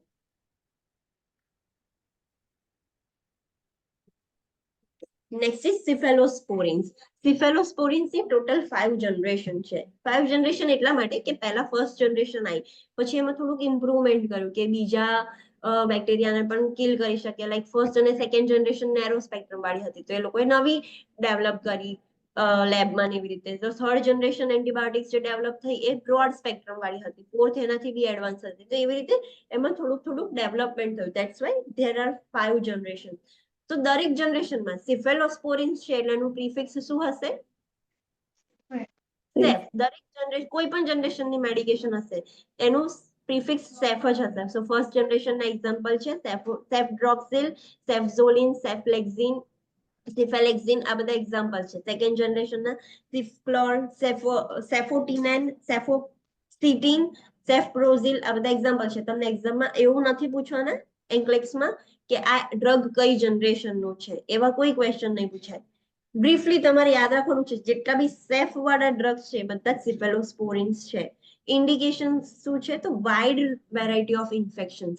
વાઇડ વેરાયટી ઓફ ઇન્ફેક્શન્સમાં આપણે આપી શકીએ છીએ because third, fourth, fifth generation broad spectrum છે, ફર્સ્ટ સેકન્ડ નેરો સ્પેક્ટ્રમ છે. તો ઇન શોર્ટ સિફેલોસ્પોરિન આપણે વાઇડ વેરાયટી ઓફ ઇન્ફેક્શન્સમાં આપી શકીએ છીએ. કેવી રીતે વર્ક કરે છે? એક્શન શું છે? It disturbs the cell wall synthesis. બેક્ટેરિયાનો જે સેલ વોલ બનવી જોઈએ એ બનવા જ નથી દેતું, એને જ ડિસ્ટર્બ કરી દે છે. તો ultimately bacteria can die and it will stop making you sick. Nursing consideration શું ધ્યાન રાખવાનું જ્યારે સિફેલોસ્પોરિન્સ ચાલતા હોય ત્યારે? Lower doses needed for renal client. જે કિડની ફેલિયર વાળા ક્લાયન્ટ હોય એમને ઓછા ડોઝની આપવાની, વધારે હાઈ ડોઝની મેડિકેશન નહીં આપવાની, લો ડોઝની આપવાની. Monitor for signs of C difficile. What is C difficile? Clostridium difficile contact ટ્રાન્સમિશનમાં જે સૌથી વધારે મતલબ ઇન્ફેક્શન છે. યસ. આનાથી શું થાય છે? સી ડેફિસાઇલ બેક્ટેરિયાથી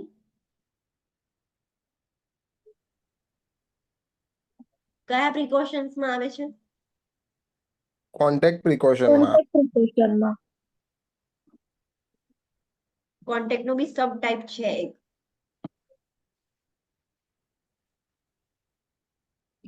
અચ્છા એન્ટ્રિક ઓકે એટલે ઇન્ટેસ્ટાઇનલ ઇન્ફેક્શન છે. Yes, enteric precautions. એમાં 3 જ ટાઈપના બેક્ટેરિયાનું ઇન્ફેક્શન હોય છે. તો સી ડેફિસાઇલ બેક્ટેરિયા છે એ ડાયરિયા કરી દે છે. સો એના સાઇન્સ મોનિટર કરવાના. આ મેડિકેશન્સ લેવાથી એક એની સાઇડ ઇફેક્ટ છે કે કોમ્પ્લિકેશન છે કે ક્લાયન્ટને ડાયરિયા થઈ જશે અને એ સી ડેફિસાઇલ બેક્ટેરિયાના લીધે થઈ જશે. તો એ ખાસ મોનિટર કરવાના કે ક્લાયન્ટને સી ડેફિસાઇલ ઇન્ફેક્શન તો નથી થઈ ગયું ને, આ સિફેલોસ્પોરિન ચાલે છે એના લીધે. અને એમાં કોન્ટેક્ટ નહીં એન્ટેરિક પ્રિકોશન્સ આવશે. The basic difference between contact and enteric precaution is એ કેમ અલગ છે કોન્ટેક્ટ પ્રિકોશન્સ થી? એન્ટેરિક પ્રિકોશન્સ જે લોકોએ સ્ટડી કર્યું છે એમને ખબર હશે.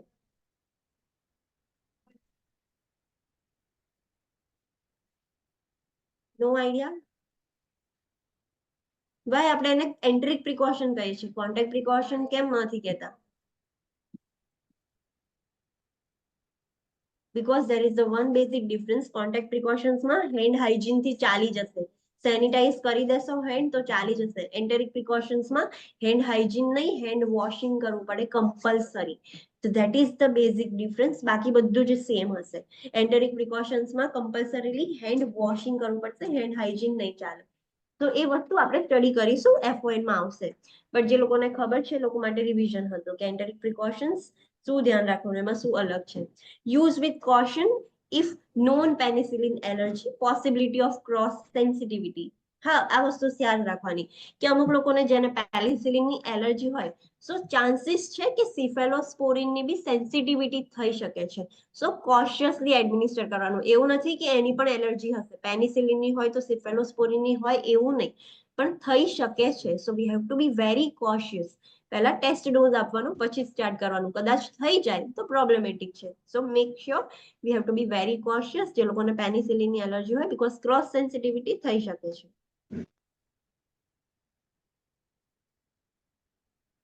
Okay, then next is carbapenems. Carbapenems નું સફિક્સ શું છે?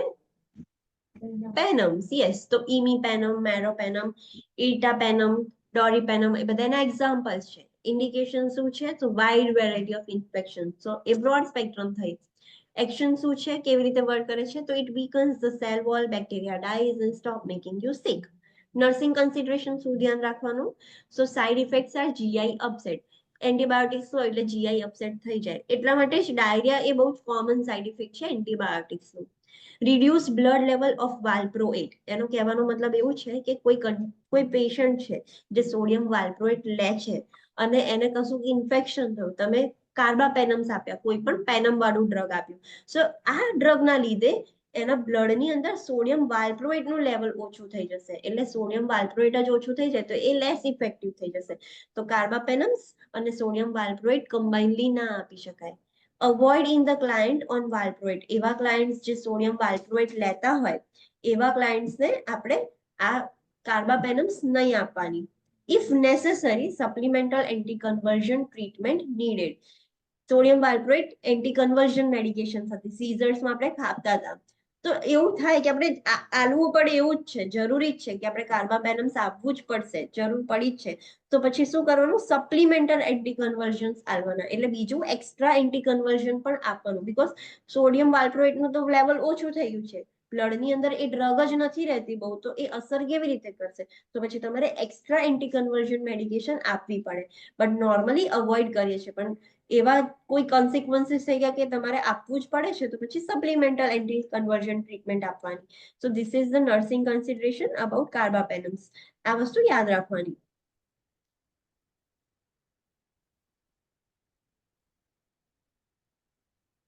Next is tetracycline. ટેટ્રાસાયક્લિનનું સફિક્સ શું છે? સાયક્લિન્સ. તો જે પણ સાયક્લિન્સ વર્ડ્સ હોય જેમાં બી સફિક્સ સાયક્લિન હોય એ એક્ઝામ્પલ છે ટેટ્રાસાયક્લિનનું. તો એના ડ્રગ્સ કયા છે? તો ટેટ્રાસાયક્લિન ઇટસેલ્ફ એવું ડ્રગ છે. ડેમિક્લોસાયક્લિન, ડોક્ઝીસાયક્લિન્સ, એરાવેસાયક્લિન, ઓમેડા સાયક્લિન, આ બધા જેના એક્ઝામ્પલ છે. ઇન્ડિકેશન શું છે? Less commonly used, remains first line for Rocky Mountains, spotted fever, chlamydia, cholera, Lyme, anthrax and H. pylori. આ તમે જોવું હોય તો કોઈ બી ઇન્ફેક્શન થાય તો ડોક્સીસાયક્લિન એવું તરત નહીં આપી દેતા. બીજી બધી એન્ટીબાયોટિક આપણે એમને લઈએ છીએ મેજરલી એ બધી પ્રિસ્ક્રાઇબ થાય છે. તો આ બહુ જ ઓછી યુઝ થાય છે આ ટાઈપની એન્ટીબાયોટિક્સ. એ કેમાં વધારે યુઝ થાય છે? ફર્સ્ટ લાઇન ટ્રીટમેન્ટ એટલે ડ્રગ ઓફ ચોઇસ છે. તો જ્યારે રોકી માઉન્ટેન સ્પોટેડ ફીવર હોય, રોકી માઉન્ટેન સ્પોટેડ ફીવર કેવી રીતે થતું હતું? એમાં શું થતું હતું? એનું નેમ જ સજેસ્ટ કરે છે.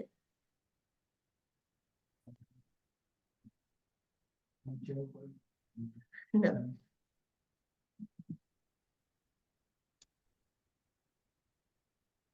એની આઈડિયા કોઈ?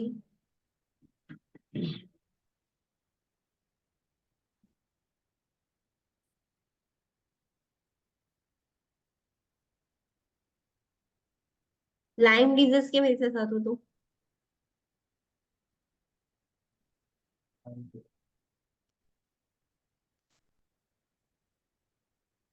Tick byte. ટિક બાઇટથી થતું હતું. હા. સો એવી રીતે રોકી માઉન્ટેન સ્પોટેડ ફીવર છે એ ફોરેસ્ટ એરિયા, જે ઝાડ જંગલ હોય ને ત્યાંથી મતલબ થતું હોય છે. સો એ મેજરલી એવી પોર્શન્સમાં થતું હોય છે. જેમ લાઇમ ડિઝીઝ ટિક બાઇટથી થાય છે ને એ પણ બુશીસમાં ને એમાંથી ઇઝીલી થાય છે ને. સો રોકી માઉન્ટેન સ્પોટેડ ફીવર હોય, ક્લેમિડિયા ઇન્ફેક્શન થયું હોય, કોલેરા થઈ ગયું હોય જે વોટરથી થાય છે, એન્થ્રેક્સ છે, એચ પાયલોરી ઇન્ફેક્શન થયું હોય. સો આ બધા ઇન્ફેક્શન થયા હોય તો એમાં ફર્સ્ટ લાઇન ટ્રીટમેન્ટ છે એ વખતે ડોક્સીસાઇક્લિન ફર્સ્ટ યુઝ થાય છે. એક્શન કેવી રીતે વર્ક કરે છે? તો it inhibits the bacterial protein synthesis. જે બેક્ટેરિયાને ગ્રો થવા માટે પ્રોટીન જોઈએ એ પ્રોટીનનું જ સિન્થેસિસ બંધ કરી દે છે. પ્રોટીન જ નથી બનવા દેશું તો બેક્ટેરિયા ગ્રો ના થઈ શકે. So ultimately bacteria dies and stop making you sick. Nursing consideration શું ધ્યાન રાખવાનું જ્યારે ટેટ્રાસાઇક્લિન ચાલતા હોય ત્યારે? It can cause teeth staining. So we have to avoid in pregnancy and children under 8 years old. એનાથી ટીથ સ્ટેનિંગ થઈ જાય છે. ટીથ સ્ટેનિંગ એટલે ટીથ ડિસ્કલરેશન થઈ જશે. એટલા માટે પ્રેગ્નન્સીમાં અવોઇડ કરવાનું અને 8 યર થી નાના ચાઇલ્ડમાં અવોઇડ કરવાનું. કેમ? ટીથ સ્ટેનિંગ થઈ જાય તો પ્રેગ્નન્સીમાં કેમ અવોઇડ કરવાનું? નાના ચાઇલ્ડમાં કેમ અવોઇડ કરવાનું? 8 યર્સથી મોટા હશે તો ભલે ટીથ સ્ટેનિંગ થતું તમે આપી શકો છો. પ્રેગ્નન્સીમાં અને 8 યર ઓલ્ડ ચાઇલ્ડમાં અવોઇડ કરો. રાઈટ?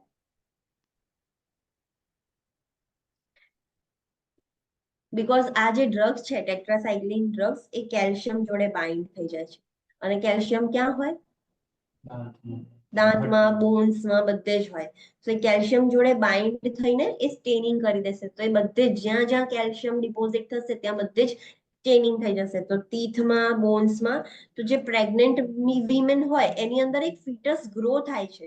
તો જો ટેટ્રાસાઇક્લિન કેલ્શિયમ જોડે બાઇન્ડ થઈને ફીટસ સુધી જતું રહ્યું તો એના બોન્સમાં પહેલેથી જ એ વસ્તુ પ્રોબ્લેમ થઈ જશે.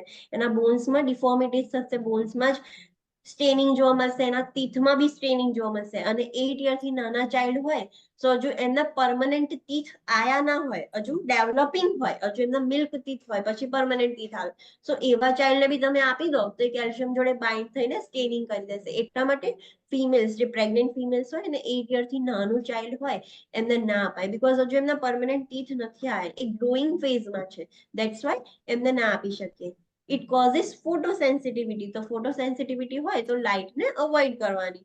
લાઇટથી એમને સેન્સિટિવિટી થાય છે. These are poorly absorbed when taken with minerals. ટેટ્રાસાઇક્લિન ને મિનરલ્સ જોડે તમે લો તો એનું એબ્ઝોર્પ્શન, ટેટ્રાસાઇક્લિન નું એબ્ઝોર્પ્શન પુઅર થઈ જાય છે, not minerals. Okay? So minerals સાથે લઈએ તો આનું એબ્ઝોર્પ્શન પુઅર થઈ જાય છે. સો કયા મિનરલ્સ અવોઇડ કરવાના? સો like calcium, iron, magnesium, food અને આ બધી જે મેડિકેશન્સ હોય જેમાં કેલ્શિયમ વધારે હોય, આયર્ન વધારે હોય, એવી મેડિકેશન્સ ને ફૂડ્સ બધું જ અવોઇડ કરવાનું. તમે એની સાથે લેશો તો ટેટ્રાસાઇક્લિન ડ્રગ જ એબ્ઝોર્બ નહીં થાય. ડ્રગ એબ્ઝોર્બ નહીં થાય તો પ્રોપરલી વર્ક નહીં કરી શકે.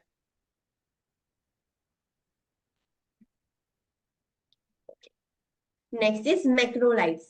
મેક્રોલાઇટ્સ છે તો એનું એક્ઝામ્પલ શું હતું? માઇસિન. સો એઝિથ્રોમાઇસિન, જેને ઝેડપેક પણ કહીએ છીએ, ક્લેરિથ્રોમાઇસિન, ઇરિથ્રોમાઇસિન. તો જે માઇસિન વાળા ડ્રગ્સ છે દેટ ઇઝ મેક્રોલાઇટ્સ. ઇન્ડિકેશન શું છે? So respiratory infections alternative to penicillin in patient with penicillin allergy. Respiratory ઇન્ફેક્શન્સમાં આપણે આ બધા વધારે આપીએ છીએ ડ્રગ્સ, અને જે લોકોને પેનિસિલિનની એલર્જી હોય એ લોકો એઝિથ્રોમાઇસિન, ક્લેરિથ્રોમાઇસિન ઇઝીલી લઈ શકે છે. તો એક ઓલ્ટરનેટિવ છે કે પેનિસિલિન નથી લઈ શકતા તો આ મેક્રોલાઇડ ડ્રગ્સ લઈ શકે છે. કેવી રીતે વર્ક કરે છે? તો it inhibits the bacterial protein synthesis. Antibiotic in short બેક્ટેરિયાને કિલ કરી દેશે, તો તમે બીમાર જ નહીં થઈ જાઓ, તમારી સિકનેસ ઓછી થઈ જશે. નર્સિંગ કન્સિડરેશન શું ધ્યાન રાખવાનું? જ્યારે મેક્રોલાઇડ્સ ચાલતા હોય ત્યારે administer with meal to reduce GI discomfort. ભૂખ્યા પેટે લઈએ, આપણને ડોક્ટર નોર્મલી સજેસ્ટ કરતા હોય કે મેડિસિન લેવાની હોય તો જમીને જ લેવાની હોય, તો ભૂખ્યા પેટે લો તો GI ડિસ્કમ્ફર્ટ થતું હોય, તો મેજોરિટી ઓફ મેડિકેશન્સ મીલ્સની પછી જ લેવાની હોય. Can prolong the QT intervals. આ મેક્રોલાઇડ મેડિકેશન્સ છે એ QT ઇન્ટરવલને પ્રોલોંગ કરી શકે છે, લાંબુ કરી શકે છે. It inhibits the synthesis of some drugs in liver, causing elevated levels of theophylline, carbamazepine અને warfarin. આ ડ્રગને તમે સ્પેસિફિક આ ડ્રગ્સ જોડે આપો, લાઈક થિયોફાઇલિન, કાર્બામેઝેપાઇન અને વાર્ફરિન જોડે, સો એનું સિન્થેસિસ જ બધી જ ડ્રગ ક્યાં થાય? મેટાબોલાઇઝ લીવરમાં થશે. સો આ જ્યારે મેક્રોલાઇડ્સ તમે આ બીજી ડ્રગ્સ જોડે કમ્બાઈન કરીને આપશો ને, તો એ ડ્રગ મેટાબોલાઇઝ નહીં થાય. સો એ મેટાબોલાઇઝ જ નહીં થાય તો બ્લડમાં એનું લેવલ વધેલું ને વધેલું જ રહેશે, એલિવેટેડ લેવલમાં જ રહેશે. તો એ વસ્તુ અવોઇડ કરવાની. મેક્રોલાઇડ્સ જોડે થિયોફાઇલિન, કાર્બામેઝેપાઇન અને વાર્ફરિન તમારે અવોઇડ કરવાની, બીકોઝ એ મેટાબોલાઇઝ નહીં થાય અને એના લીધે એની ડ્રગનું લેવલ વધેલું ને વધેલું જ રહેશે બ્લડમાં, એ એક્સક્રીટ નથી થતું બોડીમાંથી. નેક્સ્ટ છે એમિનોગ્લાયકોસાઇડ્સ. એ પણ કન્ફ્યુઝિંગ છે વિથ મેક્રોલાઇડ્સ, બીકોઝ આનું સફિક્સ શું છે? ખાલી સીન, પણ એવું નથી કે એકલું સીન જોવા મળે છે, માઇસિન વાળા ડ્રગ્સ પણ આમાં જોવા મળે છે. That's Y it is confusing. તો તમારે યાદ રાખવું પડશે. જેન્ટામાઇસિન, ટોબ્રામાઇસિન, યુ કેન સી કે એમાં પણ MYCIN છે. સો ડોન્ટ ગેટ કન્ફ્યુઝ કે ટોબ્રામાઇસિન છે સો એ મેક્રોલાઇડનું એક્ઝામ્પલ છે. This is example of aminoglycosides. Amikacin, neomycin, kanamycin, streptomycin, આ બધા જે ડ્રગ્સ છે એ એમિનોગ્લાયકોસાઇડ્સ છે, નોટ મેક્રોલાઇડ્સ. ઇન્ડિકેશન શું છે? તો it is given for the treatment of serious infection caused by gram negative aerobic bacilli. એટલે એનો મતલબ કે આ નેરો સ્પેક્ટ્રમ થઈ ગઈ ને, ગ્રામ નેગેટિવ અને એ બી aerobic bacilli. Aerobic means aerobic anaerobic ખબર છે તમને? with oxygen oxygen, without oxygen. Yes, aerobic એટલે ઓક્સિજન મળે તો એ બેક્ટેરિયા ગ્રો વધારે થાય, અને એનએરોબિક હોય તો ઇન એબ્સેન્સ ઓફ ઓક્સિજન એ ગ્રો થઈ શકે. સો એવા બેક્ટેરિયા જે એરોબિક અને ગ્રામ નેગેટિવ બેક્ટેરિયા છે, એનાથી ઇન્ફેક્શન થયું હોય કોઈ પર્સનને, તો એમાં આપણે એમિનોગ્લાયકોસાઇડ્સ આપીએ છીએ. એક્શન કેવી રીતે વર્ક કરે છે? તો it weakens the bacterial cell wall, bacteria dies and stop making you sick. એ બધામાં કોમન જ છે. એવી રીતે એન્ટીબાયોટિક વર્ક કરે. નર્સિંગ કન્સિડરેશન શું ધ્યાન રાખવાનું? સો એમિનોગ્લાયકોસાઇડ્સ છે એ ઓટોટોક્સિક છે. આપણે આગળ એક કન્ડિશનમાં જોયું હતું કે એ ઓટોટોક્સિક છે અને એને એમિનોગ્લાયકોસાઇડ્સ જોડે અવોઇડ કરવાનું. કઈ ઓટોટોક્સિક હતી?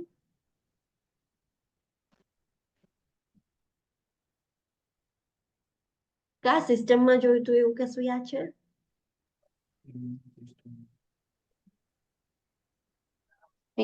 Loop diuretic. Yes, loop ડાયુરેટિક્સ.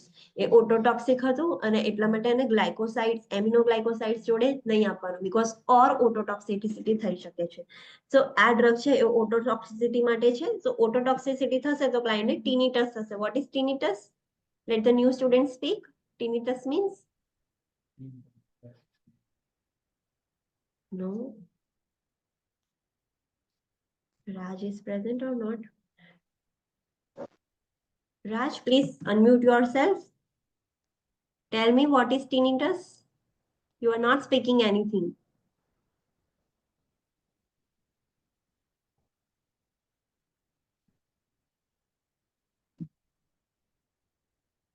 What is tinnitus?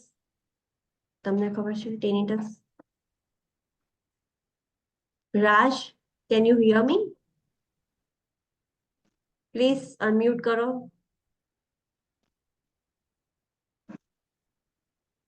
Okay, Google it. What is tinnitus? You have to tell me. કોઈ અવાજ ન આવતો હોય તો બી અવાજ આવે. Ringing sensation in the ear. And a tinnitus here. Don't forget these terminologies. These are basics. તમને ખબર હોવી જોઈએ. And it is commonly used with penicillins. Aminoglycosides penicillins ની સાથે આપણે યુઝ કરી શકીએ છીએ. In combination આપણે આ યુઝ કરી શકીએ છીએ આ medication. So this is the nursing consideration of aminoglycosides. Okay. Next છે sulfonamides. Sulfonamides નો prefix someone is telling me. Okay. Sulfonamides નો prefix શું છે? Sulf. Yes, so જ્યાં sulf word આવે, so that is sulfonamides. So sulfdiazine, sulfmethoxazole plus trimethorphan A combination માં આપે છે drug. Silver sulfadiazine, sulfcetamide આ બધા examples છે જેમાં sulf word આવે બધા sulfonamides છે. Indication શું છે? તો infections especially UTIs. સલ્ફ વાળી drugs UTI ના infections હોય એમાં વધારે use થતી હોય. એક્શન કેવી રીતે વર્ક કરે છે? તો it stop the bacterial DNA replications. બેક્ટેરિયાનું ડીએનએ જ રેપ્લિકેટ નહીં થાય તો નવા બેક્ટેરિયા બનશે જ નહીં. તો અલ્ટિમેટલી બેક્ટેરિયાની ગ્રોથ છે એ અટકી જશે. Bacteria will die and stop making you sick. Nursing consideration શું ધ્યાન રાખવાનું જ્યારે સલ્ફોનામાઇડ્સ ચાલતા હોય ત્યારે? હાઇપર સેન્સિટિવિટી રિએક્શન આવી શકે છે, ક્રોસ સેન્સિટિવિટી થઈ શકે છે. સો મેક શ્યોર કે ક્લાયન્ટને જે સલ્ફોનામાઇડ્સ ચાલતા હોય તો પહેલા એલર્જીક આવે તો ચેક કરવાનું, બીકોઝ હાઇપર સેન્સિટિવિટી રિએક્શન આવી શકે છે, એલર્જીક રિએક્શન થઈ શકે છે. તો ક્લાયન્ટને શું થશે? રેશ, ફીવર, ફોટો સેન્સિટિવિટી થઈ જશે. So avoid sunlight, wear protective clothing and sunscreen. Sunlight avoid કરવાની, પ્રોટેક્ટિવ ક્લોથિંગ પહેરવાનું, સનસ્ક્રીન વિયર કરવાનું એ ક્લાયન્ટને કહેવાનું. મોસ્ટ સિવિયર એનો સાઇડ ઇફેક્ટ શું છે? તો સ્ટીવન જોન્સન સિન્ડ્રોમ થઈ શકે છે. What is Steven Johnson syndrome?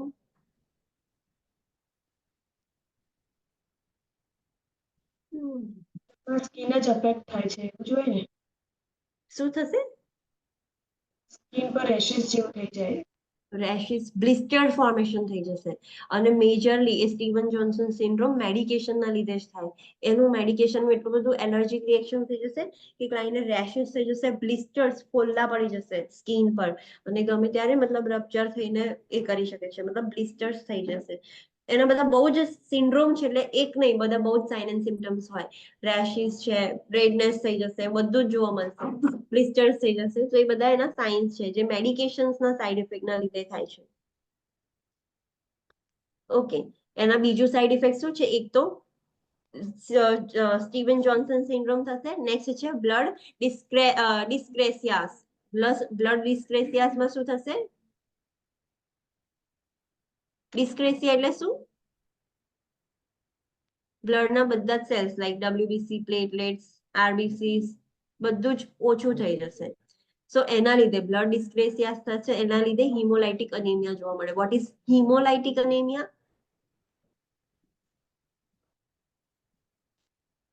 તો એ બીજું છે, that is sickle cell અનેમિયા.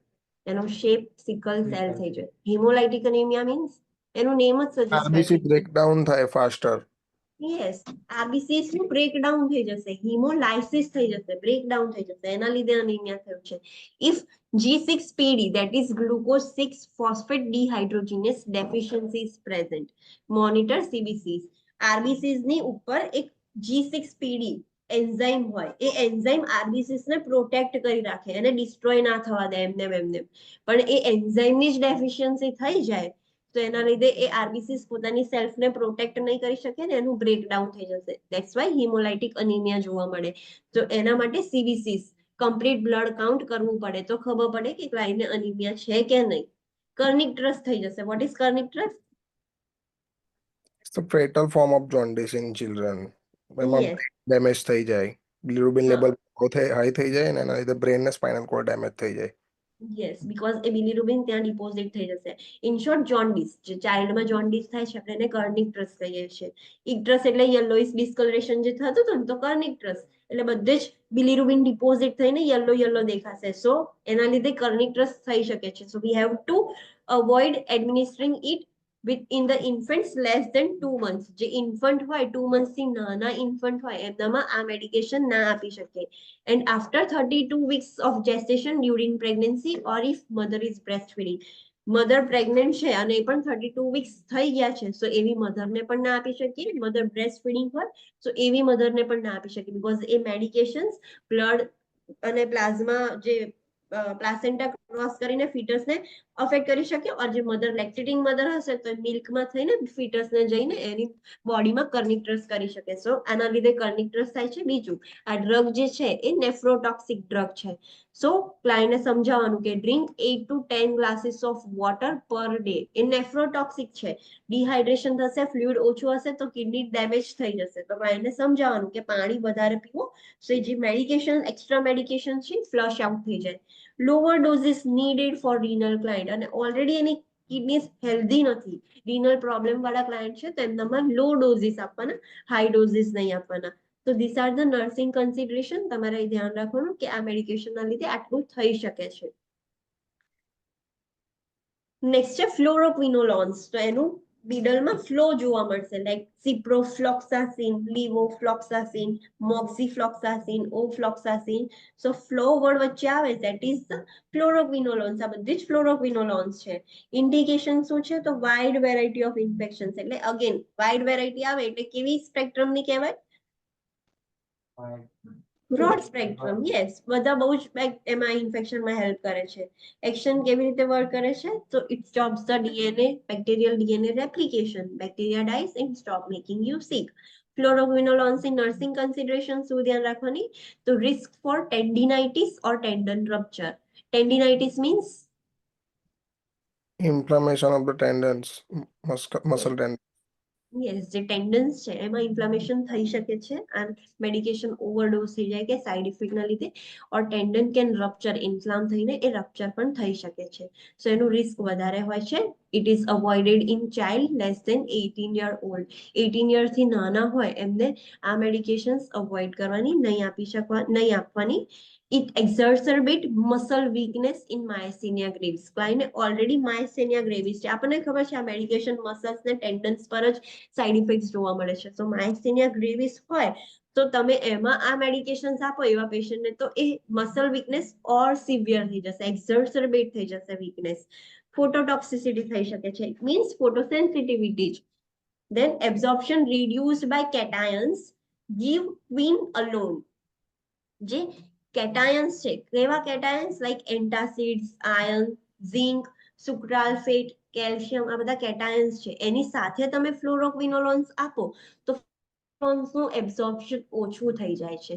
So ફ્લોરોક્વિનોલોન્સ always alone આપવાની, એકલી જ આપવાની. થોડાક ટાઈમ પછી તમે આપી શકો, એવું નહીં કે મેડિકેશન જ નહીં આપવાની ક્લાયન્ટને, પણ વચ્ચે ડિસ્ટન્સ રાખવાનું કે આ પ્રોપરલી એબ્ઝોર્બ થઈ જાય પછી તમે બીજું ડ્રગ આપો તો ચાલે. So queens are always given alone. તો ક્વીન અલોન, એનું નામ જ છે ફ્લોરોક્વિનોલોન્સ, તો એવી રીતે યાદ રહે, ક્વીન્સ અલોન, એને ઓલવેઝ એકલું જ આપવાનું. નેક્સ્ટ છે મિસેલેનિયસ. જે વેન્કોમાઇસિન ડ્રગ્સ હતી એ કયા ક્લાસિફિકેશનમાં આવે છે?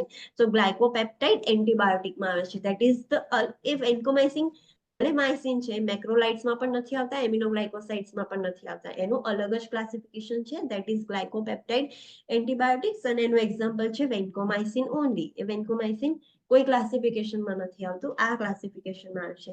ઇન્ડિકેશન્સ ક્યારે આપવામાં આવે છે? તો ક્લોસ્ટ્રીડિયમ ડિફિસાઇલ ઇન્ફેક્શન, CDI, એ જે એના લીધે ડાયરિયા થાય છે, ઇન્ટેસ્ટિનલ ઇન્ફેક્શન છે, તો જ્યારે એ ઇન્ફેક્શન થાય હોય ત્યારે આપણે વેન્કોમાઇસિન આપીએ છીએ. MRSA infection. What is MRSA? Methicillin resistant staphylococcus. Auris. Yes, methicillin resistant staphylococcus auris infection છે. એવા કન્ડિશનમાં એને મિથિસિલિન થી રેઝિસ્ટિવ થઈ ગયું છે ત્યારે આપણે વેન્કોમાઇસિન આપીએ છીએ.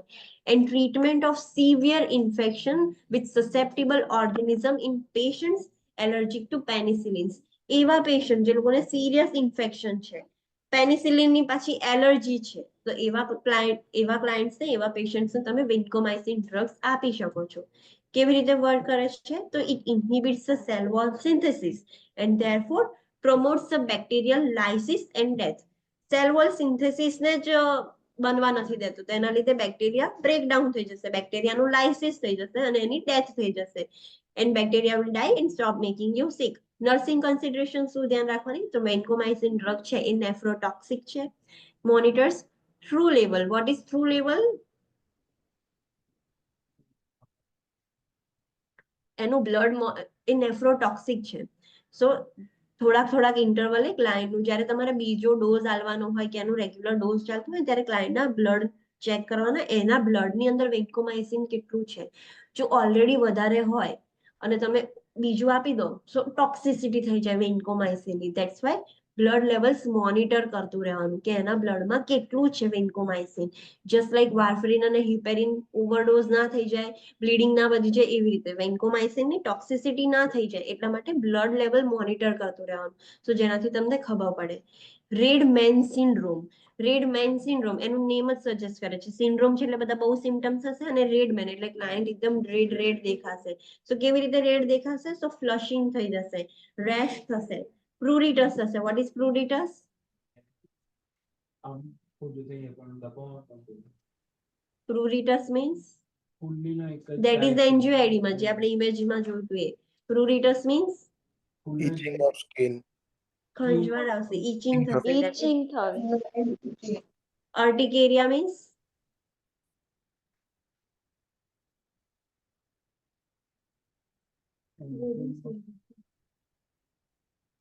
urticaria means ઉપરનું લેયર એમાં પણ itching જ થાય છે, yes ક્રોનિક હોય છે.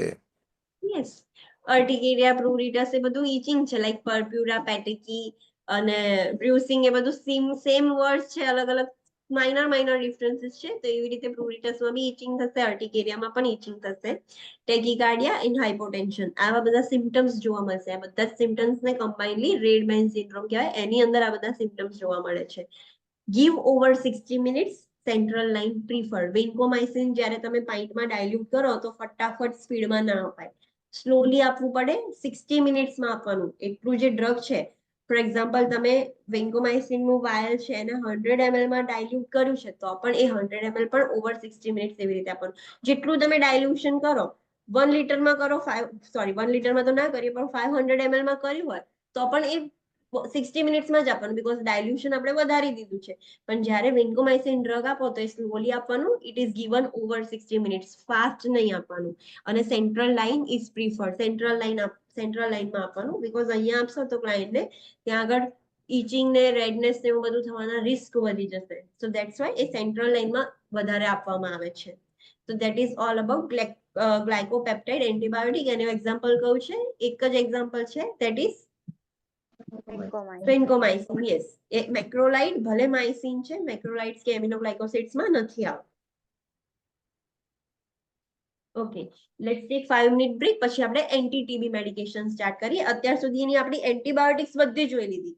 એન્ટી ટીબી એજન્ટ છે એ પણ એન્ટીબાયોટિક્સ જ છે, પણ એ સ્પેસિફિકલી ટીબી માટે છે.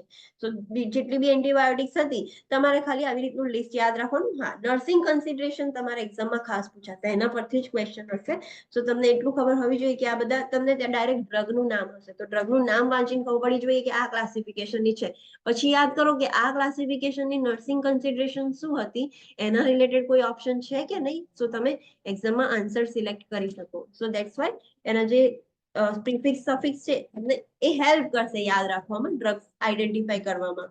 ખાલી મેક્રોલાઇટ્સ અને એમિનોગ્લાયકોસિડ્સ એવા છે કે જે તમારે ડ્રગ્સ યાદ રાખવા પડશે, બીકોઝ સેમ છે.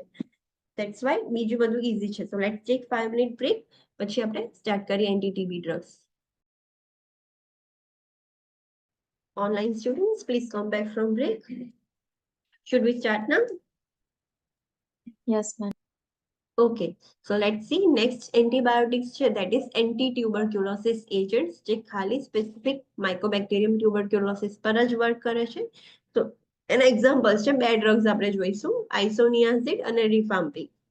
સો આઇસોનિયાઝિડ ઇન્ડિકેશન શું છે? તો ટીબી માટે જ આપણે આપીએ છીએ. કેવી રીતે વર્ક કરે છે? તો it kills the mycobacteria that are actively dividing. Mycobacteria ફટાફટ ડિવાઈડ થઈને એમનું જે પોપ્યુલેશન ઇન્ક્રીઝ કરે છે એ બેક્ટેરિયાને જ કિલ કરે છે.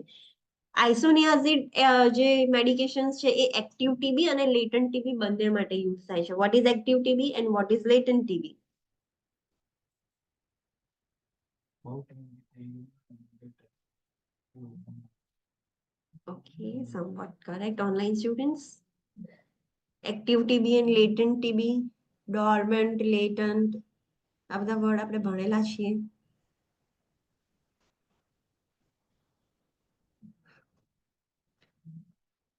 Tell me, what is active and what is latent? At least active તો કહો, what is active TB? એક્ટિવમાં સિમ્ટમ્સ એને સ્પ્રેડ કરી શકે, લેટન્ટમાં ના કરી શકે. યસ, એક્ટિવ ટીબી એટલે હાલ એક ક્લાયન્ટને સિમ્ટમ્સ છે એ બેક્ટેરિયા એકદમ એક્ટિવ સ્ટેટમાં છે, સો ધેટ ઇઝ એક્ટિવ ટીબી. અને લેટન્ટ ટીબી એટલે એની અંદર માઇક્રોબેક્ટેરિયા તો છે જ, પણ એ સ્લીપિંગ મોડ પર છે, ડોર્મન્ટ પીરિયડમાં છે, જે બીજાને ઇન્ફેક્શન નહીં કરે પણ એ પર્સન તો ઇન્ફેક્ટેડ જ છે. એવું નથી કે એની અંદર એ બેક્ટેરિયા પ્રેઝન્ટ નથી, પણ એ સ્લીપિંગ પીરિયડ છે એવું કહી શકીએ આપણે કે અત્યારે હાલ એકદમ લેટન્ટ પીરિયડમાં છે. સો લેટન્ટ પીરિયડનું ટીબી હોય, લેટન્ટ ટીબી હોય કે એક્ટિવ ટીબી હોય, બંનેમાં આપણે આઇસોનિયાઝિડ મેડિકેશન યુઝ કરી શકીએ છીએ. નર્સિંગ કન્સિડરેશન શું ધ્યાન રાખવાનું? This medication is હિપેટોટોક્સિક.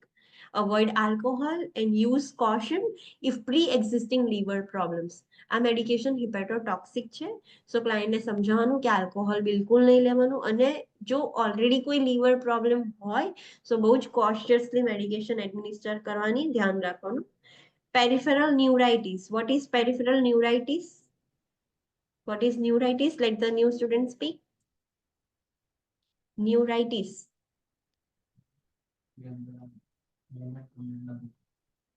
Tell me the meaning of neuritis. Neuritis. What is neuritis? Itis એટલે? Yes, so neuritis.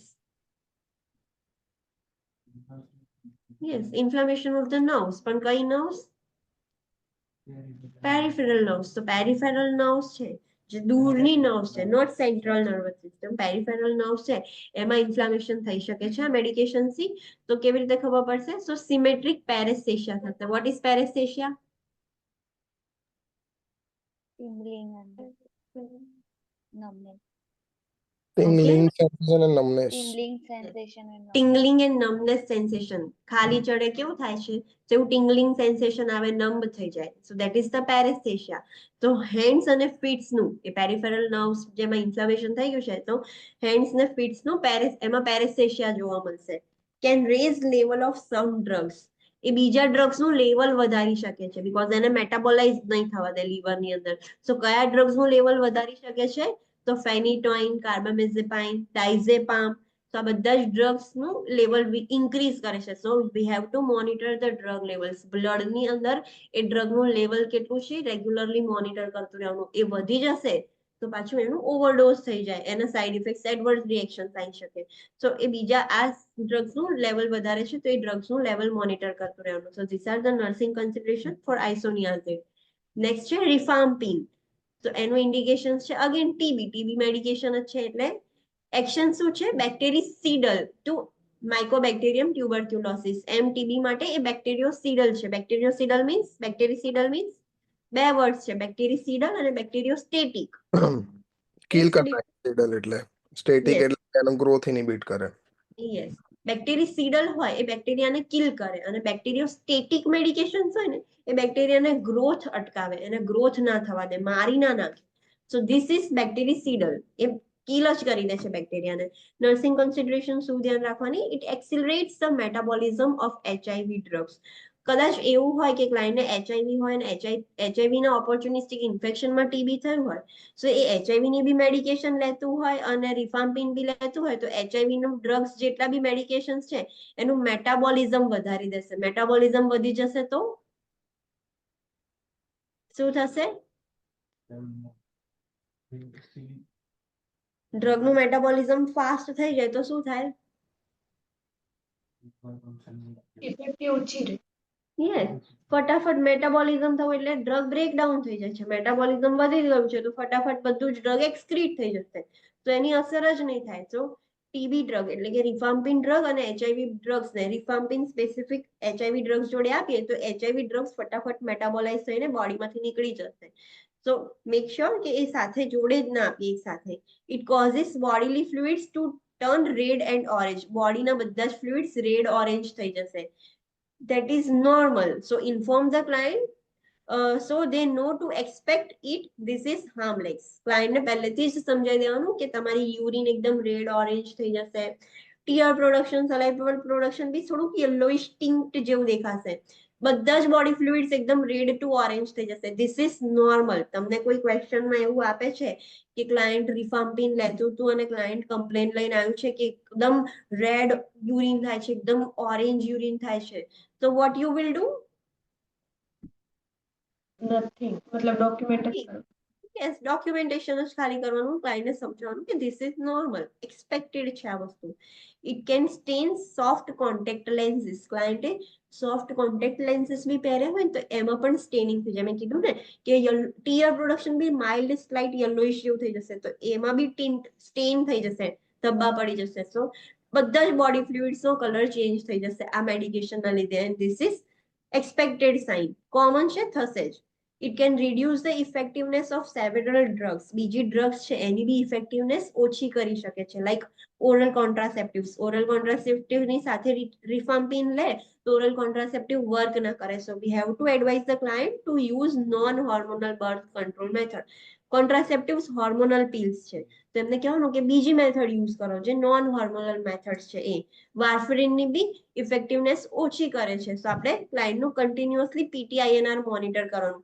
વાર્ફરિન આપણે આપીએ છીએ પણ એ ઇફેક્ટિવ નથી. સો પીટીઆઈએનઆર નોર્મલ સાઈડ હશે, 10 to 12, 0.8 to 1.2 બાજુ જશે, બીકોઝ વર્ક જ નથી કરતું. થેરાપ્યુટિક વાર્ફરિન વધારે હોય, 1.5 to 2 times then normal, 2 to 3 times normal એવું હોવું જોઈએ. પણ આપણે રેગ્યુલરલી મોનિટર કરીશું અને આની જ નિયર બાય હશે તો આપણને ખબર પડશે કે વાર્ફરિન વર્ક નથી કરતું. સો ધેટ્સ વાય એના મોનિટર કરતું રહેવાનું પીટીઆઈએનઆર, બીકોઝ એની ઇફેક્ટિવનેસ રિડ્યુસ કરી દે છે રિફામ્પિન ડ્રગ.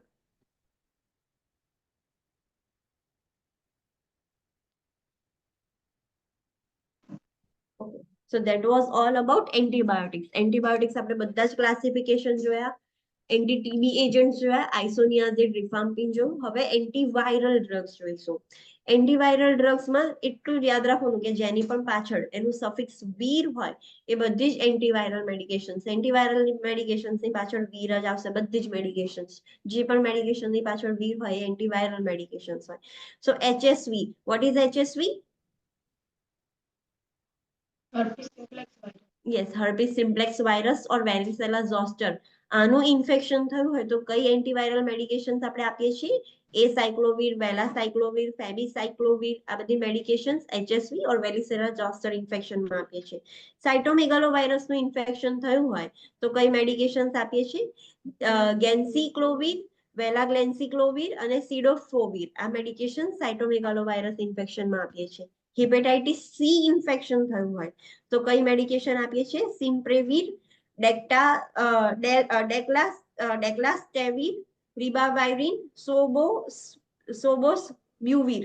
આ મેડિકેશન્સ છે વીર, એ બધી મેડિકેશન હિપેટાઇટિસ સી માં આપીએ છીએ. હિપેટાઇટિસ બી ઇન્ફેક્શન થયું હોય તો કઈ મેડિકેશન આપીએ છીએ? એબાકેવિર, એન્ટેકેવિર, ટેનોફોવિર. આ બધી મેડિકેશન હિપેટાઇટિસ બી માં આપીએ છીએ. ઇન્ફ્લુએન્ઝાનું ઇન્ફેક્શન થયું હોય, ઇન્ફ્લુએન્ઝા વાયરલ ઇન્ફ્લુએન્ઝા થયું હોય સો ઓસેલ્ટામિવિર એટલે કે ટેમીફ્લુ. ટેમીફ્લુ એનું બ્રાન્ડ નેમ છે, તમે જોયું હશે સ્વાઇન ફ્લુ, ઇન્ફ્લુએન્ઝાના સિમ્પટમ્સ હોય તો ટેમીફ્લુ મેડિકેશન્સ આપીએ છીએ આપણે અહીંયા હોસ્પિટલ સેટિંગમાં. અને ઝેનામિવિર. આ બધી વીર વાળી મેડિકેશન્સ છે બધી જ એન્ટીવાયરલ જ છે. પણ ઇન્ફ્લુએન્ઝામાં કઈ આપીએ છીએ? હિપેટાઇટિસ બી માં કઈ આપીએ છીએ? હિપેટાઇટિસ સી માં સાયટોમેગાલો વાયરસ ઓર HSV વેરિસેલા ઝોસ્ટરમાં આપણે કઈ આપીએ છીએ? એ લિસ્ટ આઉટ કરી છે કે આ સ્પેસિફિક ઇન્ફેક્શનમાં કઈ મેડિકેશન્સ આપણે આપીએ છીએ.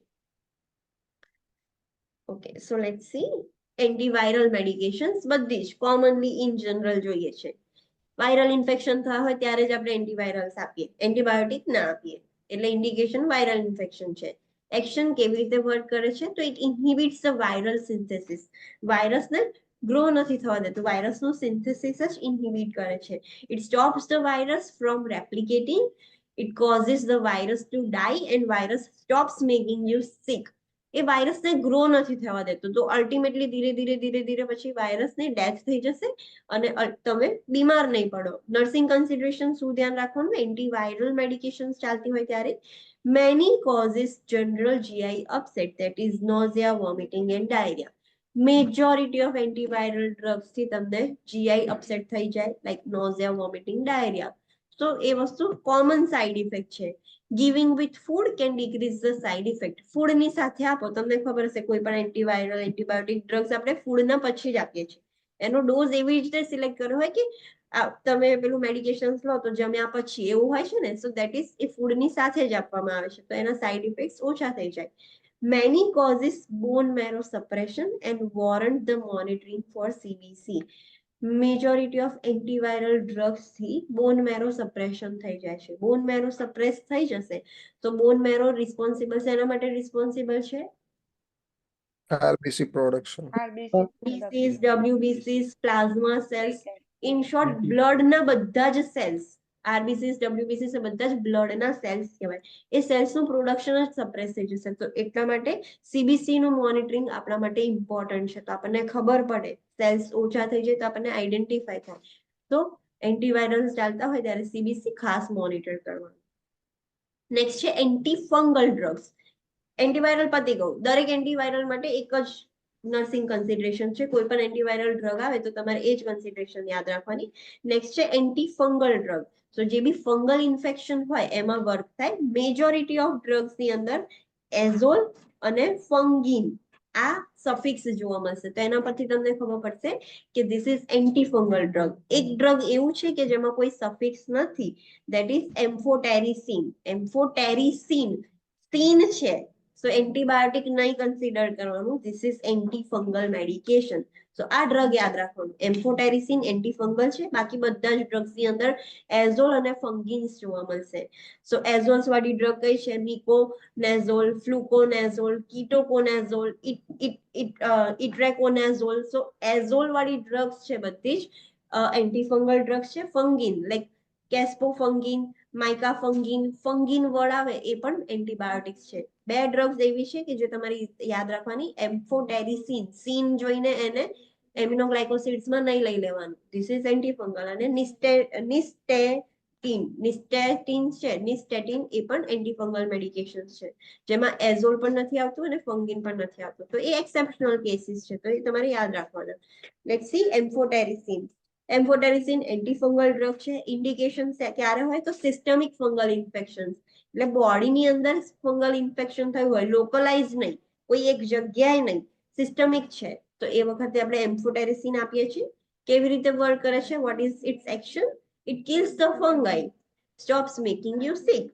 નર્સિંગ કન્સિડરેશન શું ધ્યાન રાખવાનું જ્યારે એમ્ફોટેરિસિન ચાલતું હોય ત્યારે? It is highly renal toxic.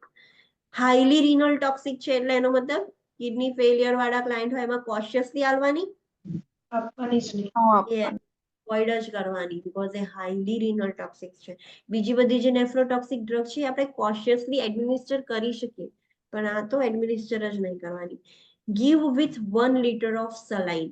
જે લોકોની હેલ્ધી છે એમને પણ 1 liter ઓફ સલાઇનની જોડે જ આપવાની. એની જોડે આઈવી ફ્લુઇડ આપવાના કે એ ઇઝીલી ફ્લશ આઉટ થઈ જાય. એક્સ્ટ્રા મેડિકેશન્સ અક્યુમ્યુલેટ થઈને કિડનીને ડેમેજ ના કરી શકે. સો 1 liter ઓફ સલાઇન જોડે આપવાનું અને આઈવી ઓનલી. આ મેડિકેશન્સ ખાલી આઈવી થ્રુ જ આપવાની. So this is about amphotericin. Next જેટલી બી એઝોલ વાળી ડ્રગ્સ છે એના રિલેટેડ જોઈએ. સો એઝોલ્સ છે બધા, એ પણ એન્ટીફંગલ ડ્રગ્સ છે. ઇન્ડિકેશન શું છે? તો સિસ્ટમિક ઓર ટોપિકલ ફંગલ ઇન્ફેક્શન. સિસ્ટમિક એટલે ઓલ ઓવર બોડી, બ્લડમાં જ છે, અને ટોપિકલ એટલે કોઈ લોકલાઇઝ જગ્યાએ, લાઈક માઉથમાં છે. પછી અમે જોયું હશે કે અમુક લોકોને ફિંગર્સની વચ્ચે ફંગલ ઇન્ફેક્શન થતું હોય. સો ટોપિકલ હોય કાં તો સિસ્ટમિક, બંનેમાં આપણે આપી શકીએ છીએ. કેવી રીતે વર્ક કરે છે? તો it kills the fungi. Nursing consideration શું ધ્યાન રાખવાનું? It can be given per oral. પેલી ખાલી આઈવી થ્રુ જ આપી શકીએ એમ્ફોટેરિસિન, પણ બીજી એઝોલ્સ ડ્રગ્સ છે એ આઈવી ફોર્મમાં બી હોય અને it can be given per oral. Orally પણ આપણે આપી શકીએ છીએ. It can increase the level of many other drugs. બહુ બધા ડ્રગ્સ છે કે જેનું લેવલ એ ઇન્ક્રીઝ કરે છે. સો મેક શ્યોર જ્યારે તમને નામ ના આપ્યું હોય કે કયા ડ્રગનું ઇન્ક્રીઝ કરે છે, તો તમારે બહુ બોધર નહીં કરવાનું. ક્લાયન્ટને એટલું જ એડવાઇસ કરી દેવાનું કે PSCP ને કન્સલ્ટ કરો. કઈ મેડિકેશન લો છો કે શું કરો છો, તો PSCP તમને એડવાઇસ કરશે કે આ મેડિકેશન અવોઇડ કરવાની, બીકોઝ એનું લેવલ ઇન્ક્રીઝ થઈ જાય. It can cause the liver injury, એટલે હિપેટોટોક્સિક ડ્રગ છે. સો હિપેટોટોક્સિક ડ્રગ હોય તો આપણે LFT મોનિટર કરવાનું. નેફ્રોટોક્સિક ડ્રગ હોય તો કિડની ફંક્શન ટેસ્ટ કરતું રહેવાનું. હિપેટોટોક્સિક હોય તો LFTs મોનિટર કરતું રહેવાનું, તો આપણને ખબર પડે. Do not give with acid reducers, એટલે બધા H2 એન્ટાગોનિસ્ટ છે, પેન્ટોપ્રાઝોલ્સ એટલે કે પ્રાઝોલ્સ ડ્રગ છે, PPIs, એન્ટાસિડ્સ છે, એ બધા એસિડ રિડ્યુસર્સ જોડે આ મેડિકેશન નહીં આપવાની. તમે એની સાથે આપશો તો એન્ટીફંગલનું એબ્ઝોર્પ્શન ઓછું થઈ જશે, એ પ્રોપરલી વર્ક નહીં કરી શકે. So do not give with acid reducers medications. જે એસિડ્સ પર વર્ક કરે છે એવી મેડિકેશન સાથે એઝોલ્સ વાળી ડ્રગ નહીં આપવાની. નેક્સ્ટ છે drugs that affect the immune system. પેલી બધી હતી જે બૂસ્ટ કરતી હતી, તો એમાં આપણે એન્ટીબાયોટિક્સ જોયા, એન્ટીબાયોટિક્સમાં બી એન્ટી ટીબી ડ્રગ્સ જોયા, એન્ટીવાયરલ ડ્રગ્સ જોયા અને એન્ટીફંગલ ડ્રગ્સ જોયા. હવે એવી ડ્રગ્સ જોઈશું કે જે આપણી ઇમ્યુન સિસ્ટમને ડાઉન કરી દે. ઓલરેડી આપણે સ્ટડી કર્યું જ છે રેસ્પિરેટરી સિસ્ટમ, એનાલ્જેસિક્સ અને એન્ડોક્રાઇનમાં, બટ ફરી એક વખતે જોઈ લઈએ. સો એન્ટીહિસ્ટામાઇન્સ છે, કોક્સ ઇન્હિબિટર્સ છે, સ્ટીરોઇડ્સ છે, એ આપણી ઇમ્યુનિટીને ડાઉન કરે છે. આપણે જોયું હતું હિસ્ટામાઇન રિસેપ્ટર્સ ક્યાં પ્રેઝન્ટ હોય, તો H2 મેઇનલી સ્ટમક અને બ્લડ વેસલ્સમાં જોવા મળે છે. બીજામાં પણ હોય, પણ વધારે પડતા સ્ટમક અને બ્લડ વેસલ્સમાં હોય છે. H1 રિસેપ્ટર્સ સ્કિન, બ્રોન્કસ અને બ્રેઇનમાં વધારે હોય છે. બીજા બધામાં પણ હોય, પણ વધારે H1 રિસેપ્ટર્સ આ બાજુ વધારે જોવા મળે છે. સો H1 એન્ટાગોનિસ્ટ જે આપણે રેસ્પિરેટરી સિસ્ટમમાં જોયું હતું. સો H1 સેલ્સને જે રિસેપ્ટર્સ છે એના ઓપોઝિટ કરે છે, એની એક્ટિવિટીને પ્રિવેન્ટ કરે છે, લાઈક ડાયફેનહાઇડ્રામાઇન, ક્લોરફેરામાઇન. તો માઇન વાળા જે ડ્રગ્સ છે બધા જ H1 એન્ટાગોનિસ્ટ છે. એલર્જી, એનાફાઇલેક્સિસ કે સિડેશન હોય એમાં આપણે આપીએ છીએ. H1 રિસેપ્ટરને બ્લોક કરી દેશે, તો અલ્ટિમેટલી ફ્લશિંગ ડિક્રીઝ કરશે, એડીમા ડિક્રીઝ કરશે, સિક્રેશન્સ ડિક્રીઝ કરશે, ઇચિંગ અને પેઇન પણ ડિક્રીઝ કરશે. નર્સિંગ કન્સિડરેશન આપણે ઓલરેડી સ્ટડી કર્યું હતું. ડ્રાઉઝીનેસ મોનિટર કરવાનું, એન્ટીકોલિનર્જિક્સ ઇફેક્ટ મોનિટર કરવાના, paradoxical excitation also seen in overdose. એનો મતલબ શું હતું? જે ડ્રગ છે એની ઓપોઝિટ થઈ જશે. Opposite. યસ, જ્યારે આ ડ્રગ્સ છે એનો ઓવરડોઝ થઈ જાય ને તો એનું જે વર્ક હતું એનાથી ઓપોઝિટ વર્ક કરવાનું સ્ટાર્ટ કરી દેશે. સો પેરાડોક્સિકલ એક્સાઇટેશન થઈ શકે. પેશન્ટને શું એજ્યુકેશન આપવાનું? જ્યારે H1 એન્ટાગોનિસ્ટ હતા ત્યારે આલ્કોહોલ અવોઇડ કરવાનું, નાઇટ ટાઈમ પર લેવાનું, ડ્રાઇવિંગ નહીં કરવાનું, ફૂડ સાથે લેવાનું, તો GI સિમ્ટમ્સ ઓછા થાય. દેન સાયક્લોઓક્સિજનેઝ 1 અને 2 ઇન્હિબિટર, કોક્સ ઇન્હિબિટર્સ આપણે જે જોયા હતા એ. સો કોક્સ 1 અને 2 ક્યાં ક્યાં જોવા મળે? સો કોક્સ જે રિસેપ્ટર છે એ ગેસ્ટ્રિક પ્રોટેક્શન માટે રિસ્પોન્સિબલ છે. તમે ઇન્હિબિટ કરી દો તો અલ્સર્સ થાય. પ્લેટલેટ એગ્રીગેશન એ કરાવે છે, તમે એને ઇન્હિબિટ કરી દો તો બ્લીડિંગ થાય. વેઝો ડાયલેશન કરાવે અને ઇન્હિબિટર્સ આપો તો વેઝો કન્સ્ટ્રિક્શન થઈ જાય. તો એ બધી જ ઇન્હિબિટર્સના લીધે નીચે બધું લખ્યું છે, ulceration, bleeding, vasoconstriction, renal impairment, reduce inflammation and pain and reduce fever, એ બધું એનું કામ છે. સો આઇબુપ્રોફેન એ કોક્સ ઇન્હિબિટર્સનું એક્ઝામ્પલ હતું. તો કોઈ પણ ઇન્ફ્લામેટરી ડિઝીઝ હોય, like rheumatoid arthritis, osteoarthritis, glucitis, એમાં આપણા જ બોડીના સેલ્સ અટેક કરતા હોય છે. આપણે આપણી ઇમ્યુનિટીને ડાઉન કરવાની હોય છે. સો એ વખતે આપણે આપી શકીએ છીએ. પ્રોસ્ટાગ્લેન્ડિનને એ બ્લોક કરે છે. પ્રોસ્ટાગ્લેન્ડિન હશે તો ઇન્ફ્લામેશન, પેઇન અને ફીવર થાય, પણ પ્રોસ્ટાગ્લેન્ડિન જ બ્લોક થઈ જાય તો ઇન્ફ્લામેશન, પેઇન અને ફીવરને રિડ્યુસ થઈ જશે. એના નર્સિંગ કન્સિડરેશન શું ધ્યાનમાં રાખવાના હતા? તો એના સાઇડ ઇફેક્ટ શું થશે? તો ગેસ્ટ્રિક અલ્સરેશન થતું હતું. કોક્સ ઇન્હિબિટ થાય તો ગેસ્ટ્રિક અલ્સરેશન થતું હતું, બ્લીડિંગ થતું હતું. Typically avoided in trauma and surgical clients. જે લોકોને સર્જરી કરવાની હોય કે ટ્રોમા થયેલું હોય એમાં આ નહીં આપવાની મેડિકેશન. રીનલ ઇમ્પેરમેન્ટ બી કરાવે છે, સો આપણે BUN અને ક્રિએટિનિન મોનિટર કરવાનું. દેન આપણે સ્ટીરોઇડ્સ જોયા હતા જે ઇન્ફ્લામેશનને ઓછું કરે. સો સોનવાળા, ઓન, સોલોન, એ બધા જે મેડિકેશન છે બધા સ્ટીરોઇડ્સ છે. Inflammation, allergy, auto immune disorders એમાં આપીએ છીએ, એટલે આપણી ઇમ્યુનિટી ડાઉન કરી દે. ઇન્ફ્લામેશનને સપ્રેસ કરે છે. નર્સિંગ કન્સિડરેશન શું હતું? સો ટુ મચ સ્ટીરોઇડ થઈ જાય તો કુશિંગ સિન્ડ્રોમ થાય. બફેલો હમ્પથી ખબર પડે, બફેલો હમ્પ ને એવું જોવા મળશે. સ્ટીરોઇડ્સના સાઇડ ઇફેક્ટ શું હતા?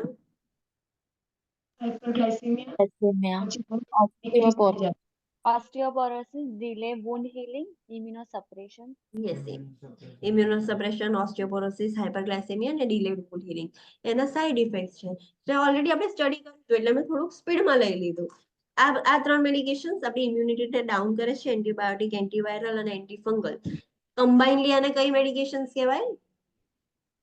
Antimicrobial.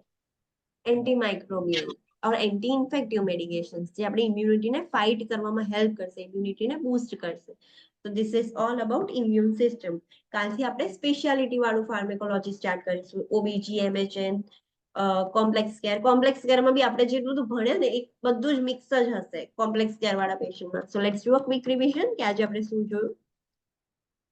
Okay, so today we have started immune system medications. There are mainly two types of medications. જે immunity ને boost કરે અને immunity ને down કરે. Immunity ને boost કરે એ medications કઈ છે? તો antimicrobials અને immunizations. Immunizations આપણે pediatric માં ભણીશું જ. Immunization schedule આખું. તો એન્ટીમાઇક્રોબિયલ મેડિકેશન્સમાં એન્ટીબાયોટિક્સ આવશે, એન્ટીવાયરલ, એન્ટીફંગલ મેડિકેશન્સ આવશે. ટીબી ડ્રગ છે એ એન્ટીબાયોટિક જ છે, પણ સ્પેસિફિકલી ટીબી માટે છે એટલે અલગથી લિસ્ટ આઉટ કરેલું છે. એવી મેડિકેશન જે ઇમ્યુન સિસ્ટમને ડાઉન કરે એ એન્ટીહિસ્ટામાઇન, કોક્સ ઇન્હિબિટર્સ અને સ્ટીરોઇડ્સ છે.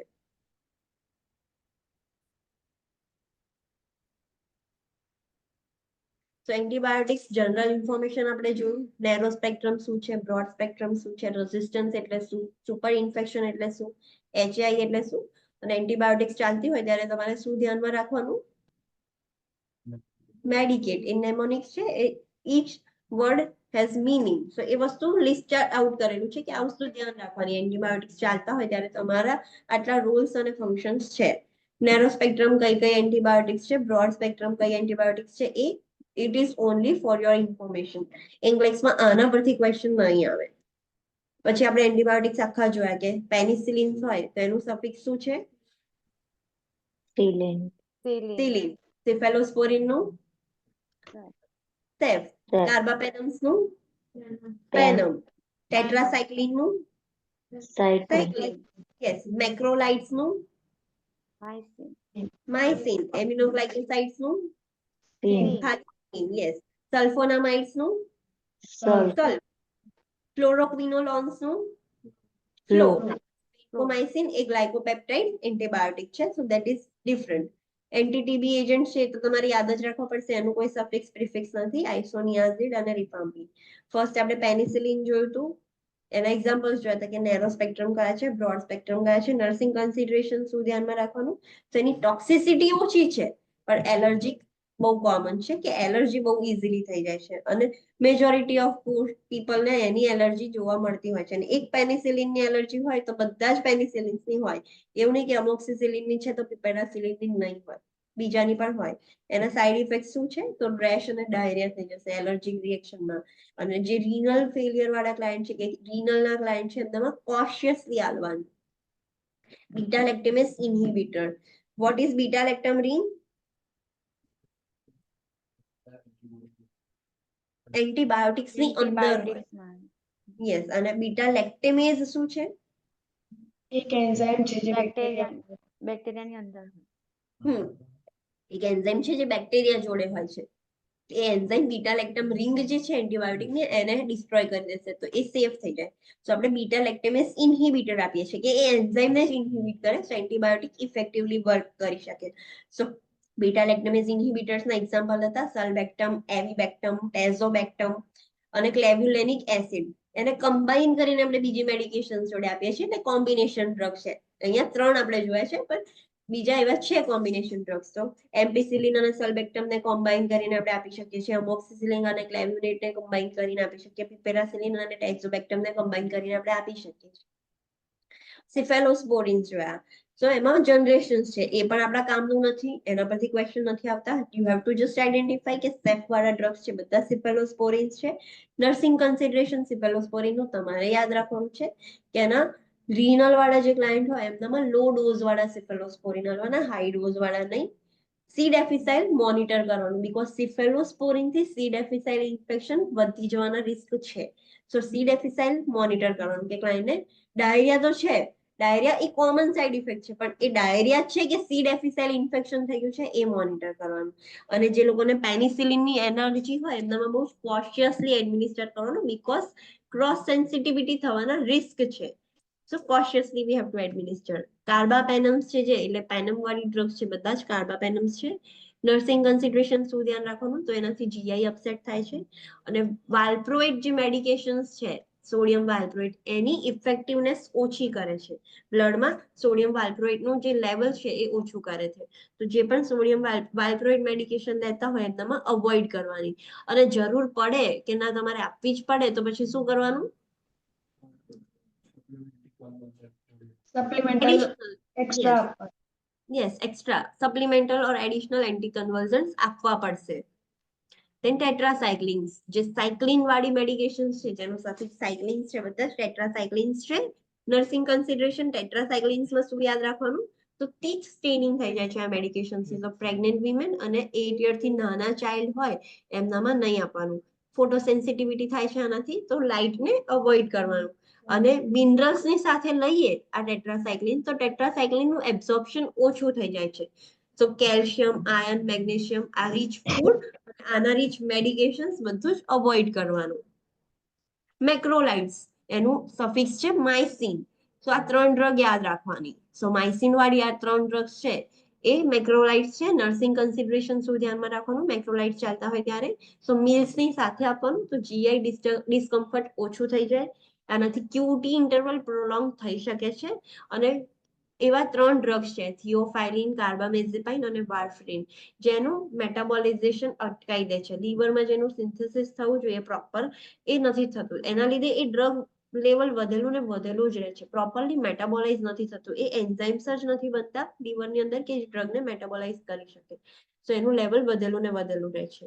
એમિનોગ્લાયકોસાઇડ્સમાં સફિક્સ છે સીન, પણ તમારે યાદ રાખવું પડશે બીકોઝ અમુક માઇસિન વાળા પણ છે અને અમુક ઓનલી સીન વાળા છે. સીન વાળા તો ઇઝીલી યાદ રહી જશે, પણ માઇસિન વાળા આમાં જ છે એવું યાદ રાખવું પડશે. નર્સિંગ કન્સિડરેશન શું ધ્યાન રાખવાનું? ઇટ ઇઝ ઓટોટોક્સિસિટી અને પેનિસિલિનની સાથે આપણે યુઝ કરીએ છીએ. ઓટોટોક્સિસિટી થયું છે કેવી રીતે ખબર પડશે? ટીનિટસથી ક્લાયન્ટ ટીનિટસની કમ્પ્લેન કરે તો આપણને ખબર પડે કે ક્લાયન્ટને એમિનોગ્લાયકોસાઇડના લીધે ઓટોટોક્સિસિટી થયું છે.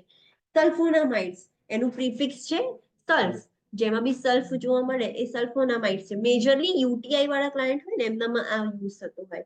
નર્સિંગ કન્સિડરેશન શું ધ્યાન રાખવાનું? તો હાઇપર સેન્સિટિવિટી રિએક્શન થઈ શકે છે. ક્રોસ સેન્સિટિવિટી આનાથી થઈ શકે છે. તો રિએક્શન થશે તો રેશ આવશે, ફીવર આવશે, ફોટો સેન્સિટિવિટી થઈ જશે અને બધું થાય તો ક્લાયન્ટને કહેવાનું સનલાઇટ અવોઇડ કરવાની, સનસ્ક્રીન લગાવવાનું, ફૂલ સ્લીવ્સ ક્લોથ પહેરવાના. મોર સિવિયર એનો સાઇડ ઇફેક્ટ શું છે? તો સ્ટીવન જોન્સન સિન્ડ્રોમ થઈ શકે છે, બ્લડ ડિસ્ક્રેસિયાસ થઈ શકે છે, કર્નિક્ટરસ થઈ શકે છે અને નેફ્રોટોક્સિસિટી છે. બ્લડ ડિસ્ક્રેસિયાસ થશે તો ખબર કેવી રીતે પડશે? હિમોલાઇટિક અનિમિયા થઈ જશે. તો તમે સીબીસી રેગ્યુલરલી મોનિટર કરશો તો તમને આઈડેન્ટિફાઈ થશે. કર્નિક્ટરસ થઈ જશે તો એના માટે તમારે શું કરવાનું?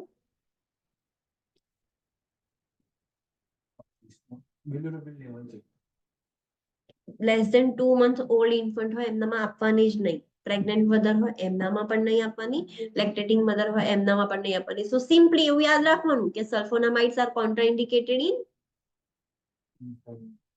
Less than 2 months infant, contraindicated છે પ્રેગ્નન્ટ મધરમાં, કોન્ટ્રાઇન્ડિકેટેડ છે લેક્ટેટિંગ મધરમાં પણ કોન્ટ્રાઇન્ડિકેટેડ છે. અને નેફ્રોટોક્સિક છે તો ક્લાયન્ટને કહેવાનું કે ફ્લુઇડ ઇન્ટેક વધારે. નોર્મલી આપણે કેટલા ગ્લાસ ઓફ વોટર લઈએ છીએ? 6 to 8 નોર્મલી. તો ક્લાયન્ટને કહેવાનું 8 to 10 ગ્લાસ વોટર ઇન્ક્રીઝ કરો. અને જે રિનલ વાળા ક્લાયન્ટ હોય એમનામાં લો ડોઝ આપવાનો આ ડ્રગ છે. ફ્લોરોક્વિનોલોન્સમાં ઇન બિટવીન ફ્લો વર્ડ આવશે, સો એના પરથી ઇઝીલી આઈડેન્ટિફાઈ થઈ જશે કે આ ફ્લોરોક્વિનોલોન્સ છે. સો નર્સિંગ કન્સિડરેશન શું ધ્યાન રાખવાનું? આ ડ્રગના લીધે ટેન્ડિનાઇટિસ અને ટેન્ડન રપ્ચરના રિસ્ક વધારે છે. We have to avoid this in less than 18-year-old child. Muscle weakness વધારી દેશે ઓર એક્ઝર્સર્બેટ થઈ જશે તો ઓબ્વિયસલી માયસ્થેનિયા ગ્રેવિસમાં ફ્લોરોક્વિનોલોન્સ નહીં આપવાની, એના સિમ્પટમ્સ એક્ઝર્સર્બેટ થઈ જાય છે. That is common sense. ફોટોટોક્સિસિટી થઈ શકે છે. ફોટોટોક્સિસિટી થાય એટલે આપણે ક્લાયન્ટને એવું સમજાઈશું કે સનલાઇટ અવોઇડ કરો, ફૂલ સ્લીવ પહેરો, સનસ્ક્રીન યુઝ કરો. અને બીજા કેટાયન્સ છે એની જોડે તમે ફ્લોરોક્વિનોલોન્સ આપો તો ફ્લોરોક્વિનોલોન્સનું એબ્ઝોર્પ્શન ઓછું થઈ જાય. તો antacid, ions, zinc, sucralfate, calcium આ બધા કેટાયન્સ અવોઇડ કરવાના. Veins are always given alone. Miscellaneous છે glycopeptide antibiotic that is vancomycin. Nursing consideration શું ધ્યાન રાખવાનું? So it is nephrotoxic. એના બ્લડમાં એનું લેવલ, ડ્રગનું લેવલ મોનિટર કરવાનું. That is monitor trough level. એ ટ્રુ લેવલ મોનિટર કરતા રહેવાના. આનાથી રેડમેન સિન્ડ્રોમ પણ થઈ શકે છે જો એડવર્સ રિએક્શન સિવિયર થઈ જાય. સો રેડમેન સિન્ડ્રોમ થશે. રેડમેન સિન્ડ્રોમ થયું છે કેવી રીતે ખબર પડશે? તો ફ્લશિંગ, રેશ, પ્રુરિટસ, અર્ટિકેરિયા, ટેકિકાર્ડિયા બધા એના સાઇન્સ છે. અને વેન્કોમાઇસિન ઓલવેઝ કેવી રીતે આલવાનું? Central line and it gives you yes, over 60 minutes. Fast નહીં આપવાનું, સેન્ટ્રલ લાઇનથી જ આપવાનું. નહીં તો રેડમેન સિન્ડ્રોમ થવાનું રિસ્ક ઓર ઇન્ક્રીઝ થઈ જશે. નેક્સ્ટ આપણે એન્ટીબાયોટિક્સનું ક્લાસિફિકેશન જોયું, that is anti TB agents. એમાં 2 ડ્રગ આપણે સ્ટડી કર્યા, આઇસોનિયાઝિડ અને રિફામ્પિન. તો આઇસોનિયાઝિડની નર્સિંગ કન્સિડરેશન શું છે? It is hepatotoxic. તો આપણે ક્લાયન્ટને કહેવાનું કે આલ્કોહોલ નહીં લેવાનું, અને ઓલરેડી લીવરનો પ્રોબ્લેમ હોય તો એમનામાં કોશિયસલી એડમિનિસ્ટર કરવાની, બીકોઝ કરવી તો પડશે જ ટીબી માટે, સો કોશિયસલી એડમિનિસ્ટર કરવાની. આના લીધે પેરિફેરલ ન્યુરાઇટિસ પણ થઈ શકે છે. ખબર કેવી રીતે પડશે પેરિફેરલ ન્યુરાઇટિસ છે? યસ, તો પેરેસ્થેસિયા જોવા મળશે હેન્ડ્સ અને ફીટ્સમાં. અને અમુક ડ્રગ્સ છે એનું લેવલ ઇન્ક્રીઝ કરે છે આઇસોનિયાઝાઇડ, લાઈક ફેનિટોઇન, કાર્બામેઝેપાઇન અને ડાયઝેપાઇન. તો એનું લેવલ ઇન્ક્રીઝ થઈ જશે. તો એ ડ્રગ્સ જોડે જોડે નહીં આપવાની, કાં તો એ ડ્રગ્સ ચાલતી હોય તો એને મોનિટર કરતું રહેવાનું કે ડ્રગ્સનું લેવલ કેટલું છે, તો તમને ખબર પડે. ડ્રગનું લેવલ હાઈ હોય તો તમારે સેકન્ડ ડોઝ આપવાનું. બ્લડ તમે વિથડ્રો કર્યું, બ્લડ ટેસ્ટ કર્યું અને ડ્રગનું લેવલ વધારે હતું તો સેકન્ડ ડોઝ આપશો? સ્કેડ્યુલ ડોઝ છે. પીએચસીપી કેટલું ચાલવાનું નહીં આપીએ, આપણે વિથહોલ્ડ કરી દઈશું ને પીએચસીપી ને ઇન્ફોર્મ કરીશું કે લુક ધ રિપોર્ટ્સ. પછી પીએચસીપી કે ના હજુ આપો જ તો પછી આપણે આપવાનું, પણ પહેલા વિથહોલ્ડ કરી દેવાનું કે આપવા જતા પહેલા તમે રિપોર્ટ્સ જોયા અને રિપોર્ટ્સમાં લેવલ વધારે હોય તો નહીં આપવાનું. પહેલા પીએચસીપી ને વાત કરવાની કે લેવલ્સ વધારે છે, પછી જે કે એમ કરવાનું. પછી આપણને ખબર છે ના અપાય, પણ એ જે કે ના આપવાનું છે તો પછી આપવાનું. દેન રિફામ્પિંગ. રિફામ્પિંગની નર્સિંગ કન્સિડરેશન શું છે? તો એ એચઆઈવી ડ્રગ્સ છે એનું મેટાબોલિઝમ ઇન્ક્રીઝ કરી દે છે, તો એની એક જોડે જોડે નહીં આપવાની. બીજા body fluids red to orange turn થઈ જશે. So this is normal or abnormal? Normal. એ થશે જ, તો ક્લાયન્ટને પહેલેથી જ ઇન્ફોર્મ કરી દેવાનું કે આવું થશે. Don't get panic. Contact lenses પર બી સ્ટેનિંગ થઈ જશે જો એ પહેરતું હોય તો. બીજા અમુક ડ્રગ્સ છે એની ઇફેક્ટિવનેસ ઓછી કરી દે છે, લાઈક ઓરલ કોન્ટ્રાસેપ્ટિવ, વાર્ફેરિન. તો ક્લાયન્ટને કહેવાનું કે બીજી નોન હોર્મોનલ મેથડ્સ છે એ તમે યુઝ કરી શકો છો, અને વાર્ફેરિન લેતું હોય તો પીટીઆઈએનઆર મોનિટર કરતું રહેવાનું, તો આપણને ખબર પડે કે અસર કરે છે કે નથી કરતું. નોર્મલ જ હોય પીટીઆઈએનઆર એનો મતલબ કે વાર્ફેરિન અસર જ નથી કરતું. તો એ મોનિટર કરવાથી આપણને ખબર પડી જાય ઇફેક્ટિવનેસ ઓફ વાર્ફેરિન. એન્ટીવાયરલ મેડિકેશન્સ આપણે જોઈ. એન્ટીવાયરલ મેડિકેશન્સ કેવી રીતે આઈડેન્ટિફાઈ થશે? વીર વાળી ડ્રગ્સ. યસ, એ લોકો તમને એક્ઝામમાં એવું નહીં પૂછે કે એચએસવી, વેરિસેલા ઝોસ્ટર હોય તો કઈ મેડિકેશન આપવાની, સાયટોમેગાલોવાયરસ હોય ઇન્ફેક્શન તો કઈ મેડિકેશન આપવાની, હિપેટાઇટિસ સી માં કઈ મેડિકેશન આપવાની, બીકોઝ આપણું કામ નથી મેડિકેશન પ્રિસ્ક્રાઇબ કરવાનું, એ ડોક્ટરનું કામ છે. પણ ધીસ ઇઝ ધ ઇન્ફોર્મેશન કે તમને ખબર હોય કે આ મેડિકેશન આના માટે આપીએ છીએ, આપણા કામનું આ છે. નર્સિંગ કન્સિડરેશન શું ધ્યાન રાખવું? એન્ટીવાયરલ ચાલતી હોય, ડોક્ટરે પ્રિસ્ક્રાઇબ કરી દીધું છે, તો આપણે એનાથી થતા જે નર્સિંગ કન્સિડરેશન છે આપણા કામનું છે. તો એના લીધે જીઆઈ અપસેટ થાય છે, this is common. Nausea, vomiting, diarrhoea એનાથી થઈ શકે છે. તો એ વસ્તુ અવોઇડ કરવા માટે, ઓછું કરવા માટે આપણે ફૂડની સાથે આપીએ છીએ, અને એના લીધે બોન મેરો સપ્રેશન પણ થઈ જાય છે મેજોરિટી ઓફ ડ્રગ્સથી. સો સીબીસી મોનિટર કરતું રહેવાનું, તો આપણને ખબર પડે કે વધારે સપ્રેસ થઈ ગયું છે, સપ્રેસ થવાનું સ્ટાર્ટ થયું છે કે નથી થયું. એન્ટીફંગલ મેડિકેશન્સ કેવી રીતે ખબર પડશે? એઝોલ, ખાલી ઝોલ નહીં. યસ, એઝોલ, AZOL, એ સફિક્સ હશે, અને બીજું કયું છે? ફંગીન. આ બે સફિક્સ જોવા મળશે. અને એક્સેપ્શનલ કેસ કયું છે? નિસ્ટેટીન અને એમ્ફોટેરેસિન. સીન છે પણ એન્ટીબાયોટિક નથી, એન્ટીફંગલ મેડિકેશન છે. સો એમ્ફોટેરેસિન નું નર્સિંગ કન્સિડરેશન શું છે? એ હાઈલી રીનલ ટોક્સિક છે. So we have to avoid. કોશિયસલી પણ નહીં, અવોઇડ જ કરવાનું. અને જે હેલ્ધી ઇન્ડિવિજ્યુઅલ છે એમને બી 1 લિટર ઓફ સલાઇનની સાથે જ આપવાનું, જોડે ફ્લુઇડ આપવાનું. અને એ આઈવી થી જ આપી શકીએ, ઓરલી ના આપી શકીએ આપણે. એઝોલ્સ જે ડ્રગ્સ છે, જેટલી બી એઝોલ ડ્રગ્સ છે, સિસ્ટમિક અને ટોપિકલ બંને ઇન્ફેક્શનમાં યુઝ થાય છે. એ ઓરલી પણ આપણે આપી શકીએ છીએ. બીજા બધા બહુ ડ્રગ્સ એવા છે કે જેનું લેવલ એ ઇન્ક્રીઝ કરે છે. સો પેશન્ટને ખાલી એટલું જ એડવાઇસ કરીને મૂકી દેવાનું કે કન્સલ્ટ પીએચસીપી બિફોર સ્ટાર્ટિંગ એની મેડિકેશન, ઓર આ કોઈ બી મેડિકેશન હોય તો. એ હિપેટોટોક્સિક છે, તો એના માટે આપણે શું કરી શકીએ? હિપેટોટોક્સિક છે તો શું કરી શકીએ આપણે? LFT monitoring. Liver function test monitoring કરતું રહેવાનું. અને જે એસિડ રિડ્યુસર્સ છે, like H2 antagonist, PPI, antacid, એ બધાની જોડે આ મેડિકેશન નહીં આપવાની, નહીં તો એઝોલ ની ઇફેક્ટિવનેસ ઓછી થઈ જશે. એવા ડ્રગ્સ જે આપણી ઇમ્યુનિટીને ડાઉન કરે. સો ધેર આર 3 ડ્રગ્સ: એન્ટીહિસ્ટામાઇન, કોક્સ ઇન્હિબિટર્સ ને સ્ટીરોઇડ્સ. એન્ટીહિસ્ટામાઇન્સ કઈ ડ્રગ્સ છે? માઇન વાળી, ટાઇફેનહાઇડ્રામાઇન, ફેનિરમાઇન, આ બધી જે માઇન વાળી ડ્રગ્સ છે એ H1 એન્ટાગોનિસ્ટ છે. નર્સિંગ કન્સિડરેશન શું ધ્યાન રાખવાની? આ તો ભણેલા જ છે. ચલો બોલો.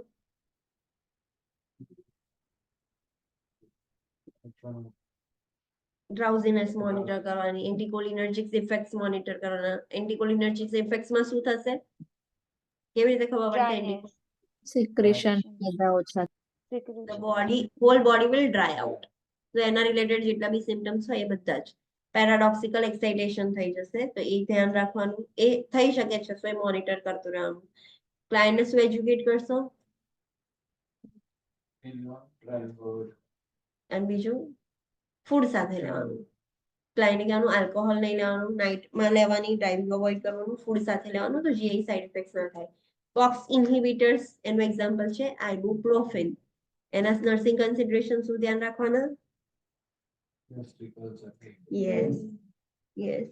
જે એનસેડ્સ હોય છે, બધા જ એનસેડ્સ ના લીધે ગેસ્ટ્રિક અલ્સર્સ થતા હતા. આપણે જોયું હતું GI સિસ્ટમમાં કે એનસેડ ઇન્ડ્યુસ્ડ અલ્સર્સ થયા હોય તો આપણે પેલી મેડિકેશન્સ આપતા હતા ને, પેપ્ટિક અલ્સર ડિઝીઝની જે બધી એન્ટાસિડ્સ, PPIs ને બધું હતું એ. સો આ બધા મેડિકેશન્સ છે એ બધા એનસેડ્સ છે, કોક્સ ઇન્હિબિટર્સ રિસેપ્ટર્સ પર વર્ક કરે છે. એના લીધે ગેસ્ટ્રિક અલ્સરેશન થઈ શકે છે, બ્લીડિંગ થઈ શકે છે. તો બ્લીડિંગ રિસ્ક છે, તો કયા પેશન્ટને આપણે નહીં આપવાનું? યસ, ટ્રોમા થયું હોય, સર્જરી હોય, અને ક્લાયન્ટ વાર્ફરીન લેતું હોય કે હિપેરિન લેતું હોય તો આપણે આઇબુપ્રોફેન આપી શકીએ?